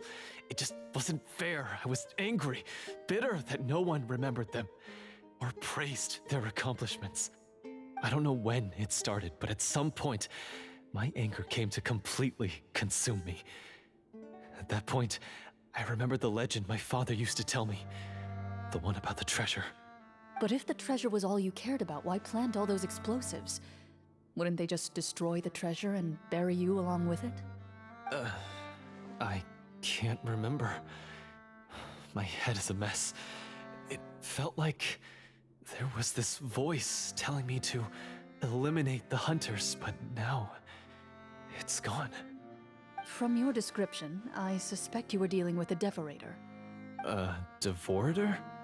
Oh, your master, your father, I mean, never talked about it? It was a kind of monster that was active several centuries ago. No, I've heard of it. I'm just not sure why you suddenly... Wait, it can't be. The seal! The seal? My family has served as Marachose hunters for many generations. But the title and swordsmanship weren't the only things passed down over our line. There was a seal as well. My father instructed me to always watch over that seal and maintain it regularly.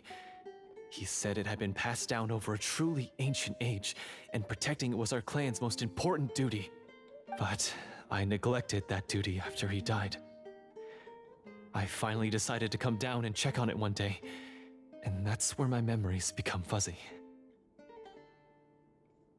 The Devorator would be a formidable adversary for any mortal being, even ones as capable as the Hunters. If you lacked the power to completely destroy it, you could easily fall prey to its influence and corruption. In light of this, some Marechaussee Hunters chose to seal the Devorator away, in the hopes that a permanent solution would come with the passage of time. I heard it has the power to amplify the obsessions and desires in people's hearts, to the point where they overtake you entirely. It would seem I'm not just lacking in skill with a blade, but in mental fortitude as well. And yet, you were able to retrieve 3 of the 4 keys. If I remember correctly, each was entrusted to a respected and capable hunter. How did you manage it? One of them belonged to my father. The second I stole from a different hunter. And the third was one that I snatched while the person was on the way home from the tavern. I nearly died in that alley. I know just how strong you are. It's as clear as day to everyone in Fontaine. I observed you from dusk to dawn, but could never find any opportunity to sneak up on you. I never even saw you drink a single glass of liquor. The only way I could think to obtain that last key was to lure you here using your hobby, and then... Oh, I get it now. That monster, it wanted to bury you here alongside the treasure. I won't comment on anything else, but the script was good. Well, I did pour my heart and soul into it. The stories my father used to tell me about the glory of the heroic Marechaussee hunters and how they came to be forgotten. It's more than just a story. Huh? You're proud to be a hunter. You're still holding onto that part of yourself, no matter how small. I have done so many despicable things. I have nothing to be proud of. Then explain the purpose of the evil sorcerer in your story. Huh? Isn't he the true antagonist? The one who sought nothing but his own gain, and used the people as pawns to attain it?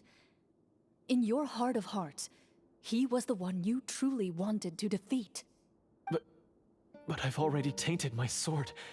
I no longer have any right to... Wake up, Florian. Remember how you introduced yourself earlier. Do you really think the hunters acted out of a desire for honor and glory? Or to be loved and acknowledged by the people? What did your father teach you about our order? You do not wield your sword for yourself, but to protect those you serve. There's nothing special about a blade. It's the intentions of the wielder that matter above all else. Do you still not understand? Even after seeing the treasure for yourself? The contents of that room, they represent the true legacy the hunters left behind. You're right. I am a Marechaussee hunter. It's time for me to redeem, no, to finally serve the people I vowed to protect all along. I wouldn't be so quick to push aside the need for redemption. I know. That's a charge I won't bother to defend myself against. Good. Then, come with me, and help me see the script through to the end. Huh? See the script through to the end? But there's no more script left. Never finished it, huh? No, I mean, I wrote the script with the sole purpose of luring you all here. There was no reason to write beyond this point. Then we'll just have to keep writing it. The evil sorcerer still needs to be defeated. You mean the Devorator? Are you saying I have to make up the rest of the script as we go along? Is that really so hard?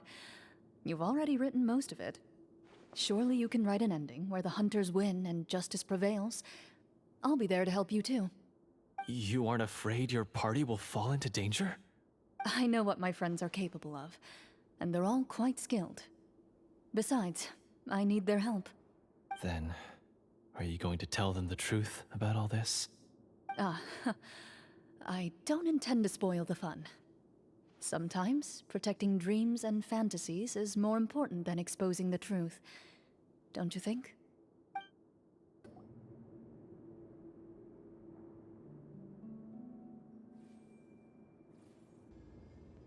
They're back! That took a while.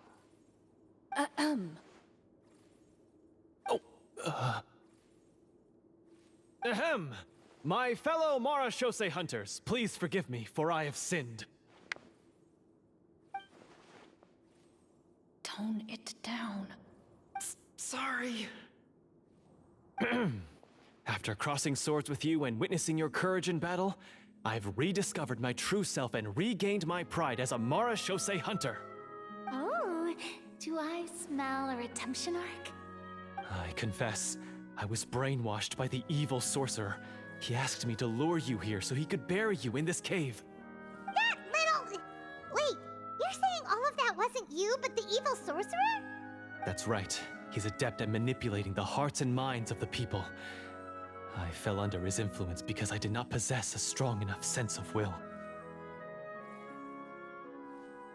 Huh. And how are you going to prove that you're a changed man? We're not going to fall for the same trap twice. To be perfectly honest, I only came to my senses after seeing the treasure. It reminded me of my father's past teachings. The treasure was actually... The names of all the Marachose hunters from ages past and their weapons? Wait, you already know? Of course. Don't underestimate a veteran role player's exploration skills. Oh, wait, I mean Marachose hunter Navia's exploration skills. We just finished reading through the content of the stone tablet.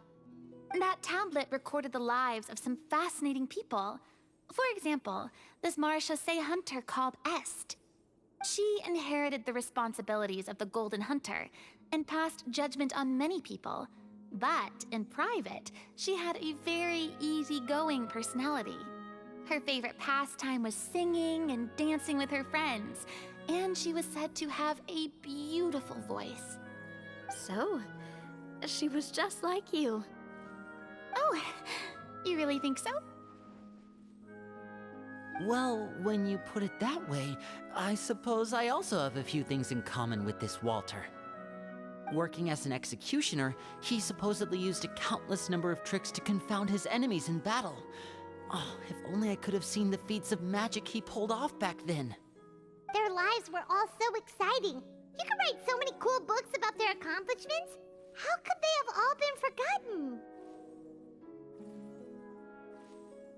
Because they chose to be. To hunt monsters that only appear in the shadows, you must also operate in the dark. To be a Marachose hunter is to willingly give up on wealth and fame. Then this stone tablet must have been left behind by their companions. That's right. Few Marachose hunters ever revealed their identity to the public. They always protected the city from the shadows. The only time they spoke of their accomplishments would be at night, when they gathered with their fellow hunters in front of the bonfire to share stories of the monsters slain by their hand. So, this tablet was created not so that the hunters would be remembered by the people, but so that they would be remembered by each other. No wonder this place was so well hidden. You regard the stone tablet in solemn silence. The names of your comrades etched onto its surface serve as a reminder that you are never truly alone. The tablet proves that, although a hunter walks a shrouded path, it is not a solitary one. There will always be those who walk beside you, a fact that remains as true today as in ages long past. Their legacies shall continue to be passed down from generation to generation, as everlasting as the stone onto which their names are carved. Father, you once told me that I should seek out the treasure if I ever became lost. So this is what you wanted me to find.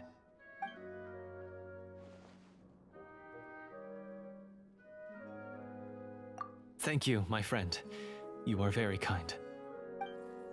I implore you, everyone, Please give me a chance to make up for all I've done. Allow me to fight alongside you and defeat the evil sorcerer that threatens the peace and prosperity of everyone in this kingdom.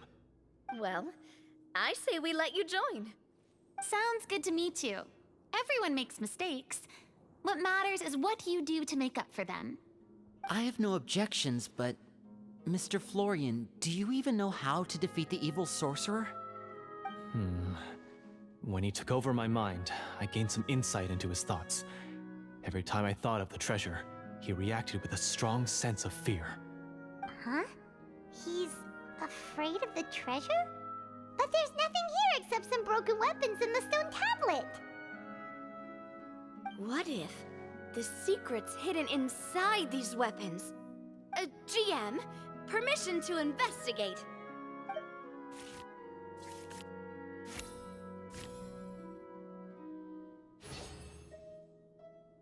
At first glance, the weapons appear absolutely ordinary.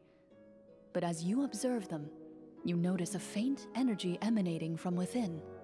These blades have slain countless monsters.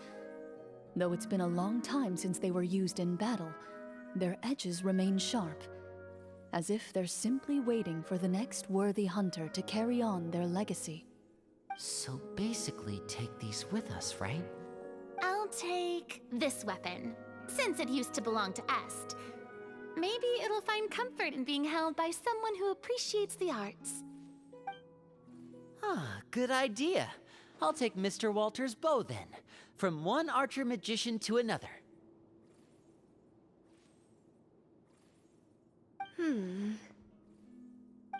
gonna pick a cool weapon too!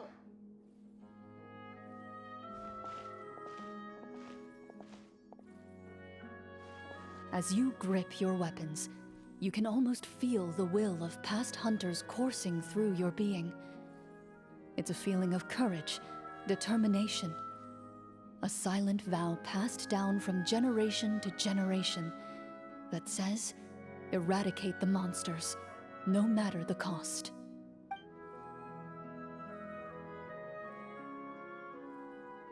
Mr. Florian, do you know where to find the evil sorcerer?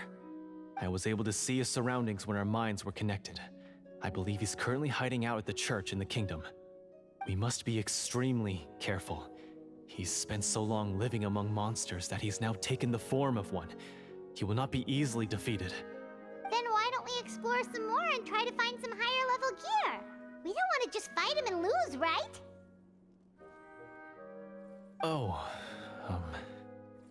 No, we have to strike now. He was greatly weakened when I managed to break out of his control. If we let him rest, he might have time to escape.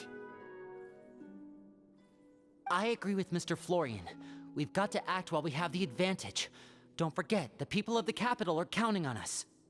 Yeah, now that we've got a plan, there's no point in waiting. The longer this drags on, the worse it will be for everybody. Yes, that's what's called... Yes, that's exactly right. Alright, you've persuaded Paimon. Mr. Florian, please lead the way. Of course. Follow me. He had to set up so many scenes today, and now he has to join in for this last part. I really don't envy his job. Finally, you decide to slay the evil sorcerer and bring peace back to the kingdom once and for all. As you walk away, you feel the gaze of the stone tablet at your back, as if all the hunters of the past are wishing you success in the battle ahead and awaiting your triumphant return. Finally, you arrive at the church Florian described. As you approach, an ominous aura surrounds you. You get the sense that your enemy is close at hand. How strange. This uneasy feeling seems so real. How did they manage that? Now, it is time for the final battle. Let's go.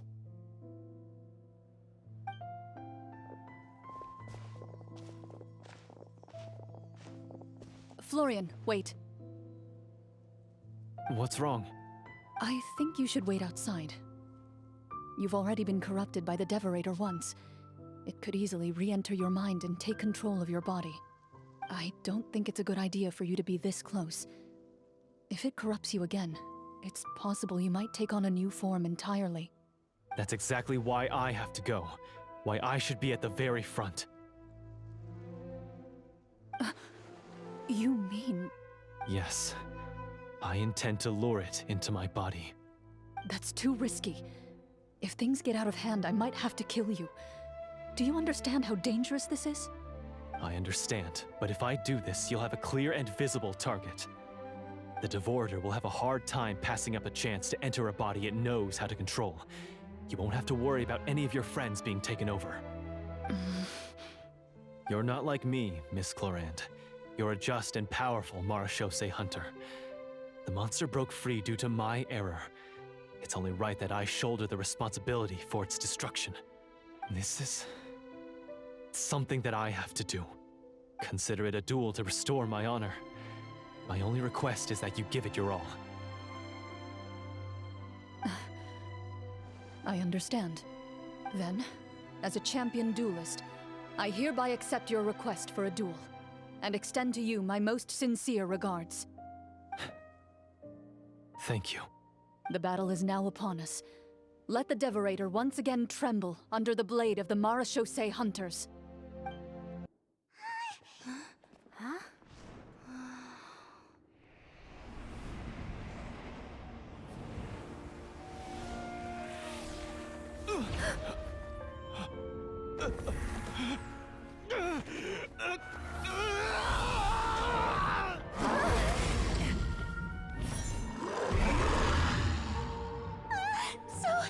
So lifelike!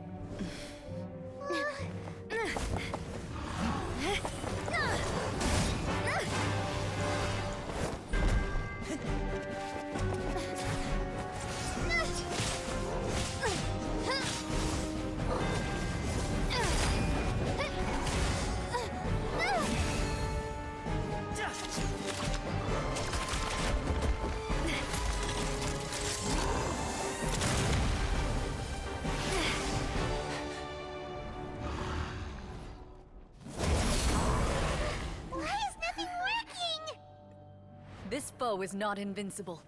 You hold the treasure. The power to defeat it in your own 2 hands. The treasure? You mean... the names! It's the Marechaussee hunters' names! How are we supposed to... You forget, Paimon? There's still one skill we saved until the very end. Hunters fight not for fame, but to aid the people whenever they are summoned. Walter the Marechaussee Hunter, master of 1,000 tricks, executioner of the Phantom Hunters, I call for aid! Est, the Marechaussee Hunter, inheritor of Cassiodor's will, judge of the Shadow Hunters. Answer my call!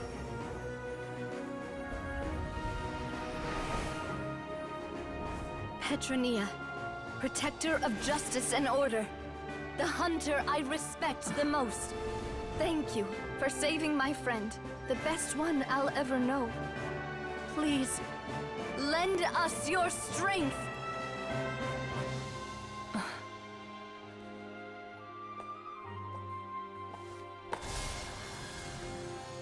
We have come to answer your summons.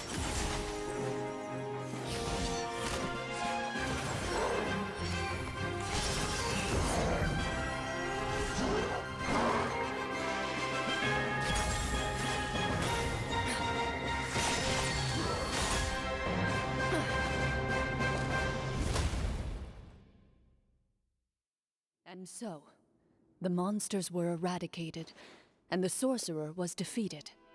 Peace soon returned to the capital. Those in the court, manipulated by the sorcerer, also recognized the errors of their ways. Some remembered the names of the heroes who saved their kingdom, but others simply continued their lives none the wiser.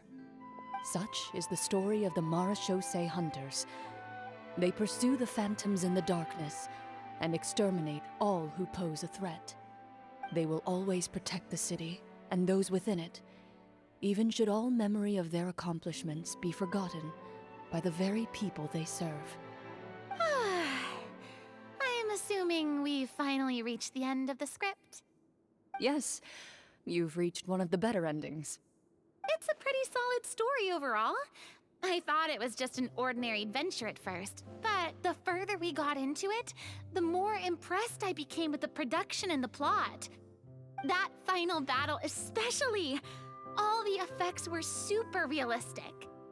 Oh, right. Yeah, totally. Ah, that's a really good point. I never expected the weapons we picked up from that vault would have that kind of effect. Yeah, mine nearly scared the daylights out of me when it started glowing. I took a good look at it after we got out, but I don't think it ever lit up again. Oh, we should probably give these props back, right? I'll just leave mine here. Did you have a good time? Of course. Let me know if another script like this comes around. Sure, no problem. Then I'll head back for now. I think I need some time to fully digest everything that just happened. Once Mr. Florian is awake, please pass on my regards to him. He must be extremely exhausted to have passed out cold like that. You're right. He's had a lot to deal with. Well, see you all some other time. Toodaloo!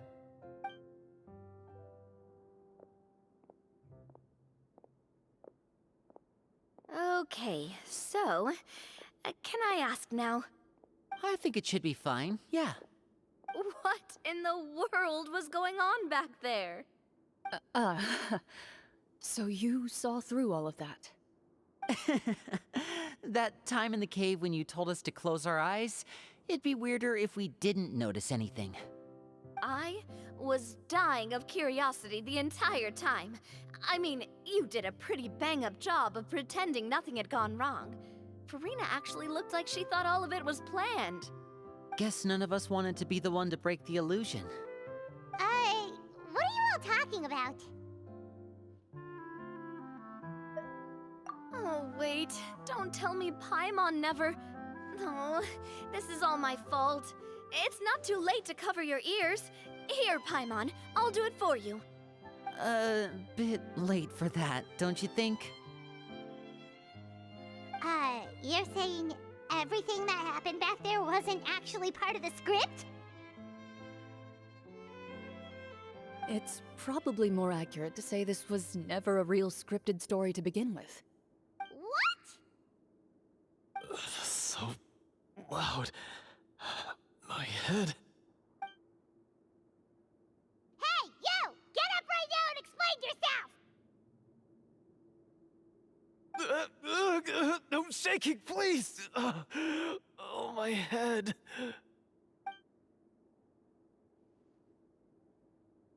Did Paimon just hear that right?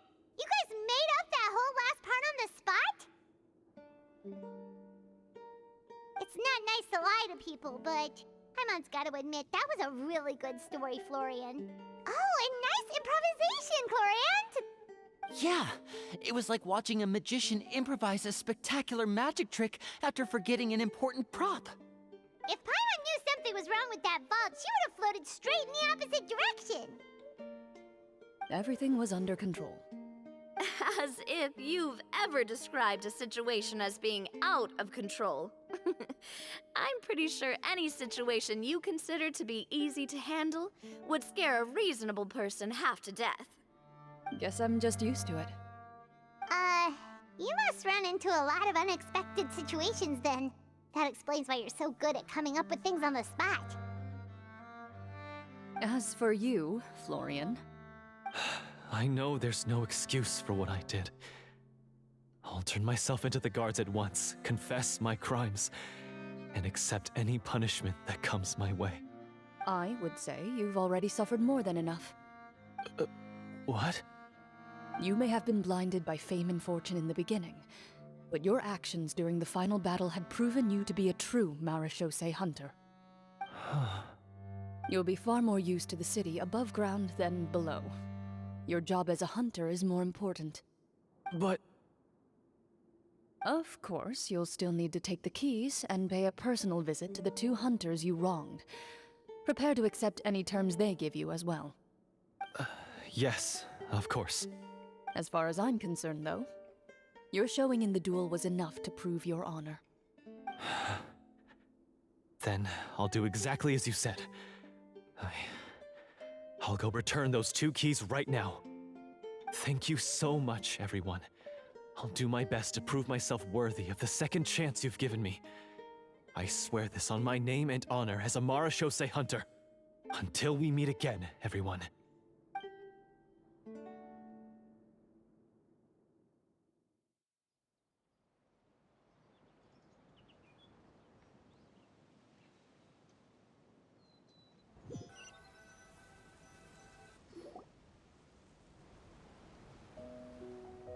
Speaking of Marashose hunters, what should we do about the treasure in that cave? Leave it be. Are you sure? We could show it to people, make it so that the hunters are remembered. Don't you want that? No. Every name on that tablet made the same choice. All hunters know what the path entails. I am no exception. My identity as a Marashose hunter is not something I need people to remember. I wish only to be recognized as a champion duelist. Nothing more. That's certainly very different from the path of a magician. Still, I admire your decision. Wait! Paimon just remembered something. If there were no special effects involved, why did our weapons begin to glow during the battle? That's because the Marashose hunters of ages past would often imbue their weapons with special enchantments to suppress the monsters. Whenever a monster was nearby, their weapons would start to glow. Oh, so that's why they had an effect on that guy near the end. I really thought the summons were doing all the work. Well, I'm sure the summons were a part of it too. Oh? How so? This particular devorator probably hailed from the same era as the hunters we saw in the room. The names you recited all belonged to the bravest hunters. Countless monsters fell to their blades. That's likely why the devorator visibly reacted when you said them out loud. So the names held the power all along! Navia, everything you said during your summon. Huh? Oh, I meant what I said. I mean, it was true to my character, so yeah, I'm glad you heard it. Just don't make me repeat myself. It's embarrassing. I really appreciated those words. All right. Don't get all sentimental on me. Anyway, let's not talk about that anymore. I'm going to go on ahead. Don't fall too far behind now. She ran off! I should probably head back as well. This story was truly incredible. I might have to spend the whole night telling my siblings all about it. Goodbye. Traveler, should your name and deeds be forgotten, what do you think the significance of your journey will be? I suppose the significance would be the journey itself and the world we helped create. There's still value in the time I shared with everyone here, in the things we were able to accomplish, even if no one remembers them. A great answer. I'll remember it. Me? The Marashose hunter says nothing in response to that question. Perhaps her answer lies in her silence. An unspoken vow left to echo through the night. The path she walks needs no explanation.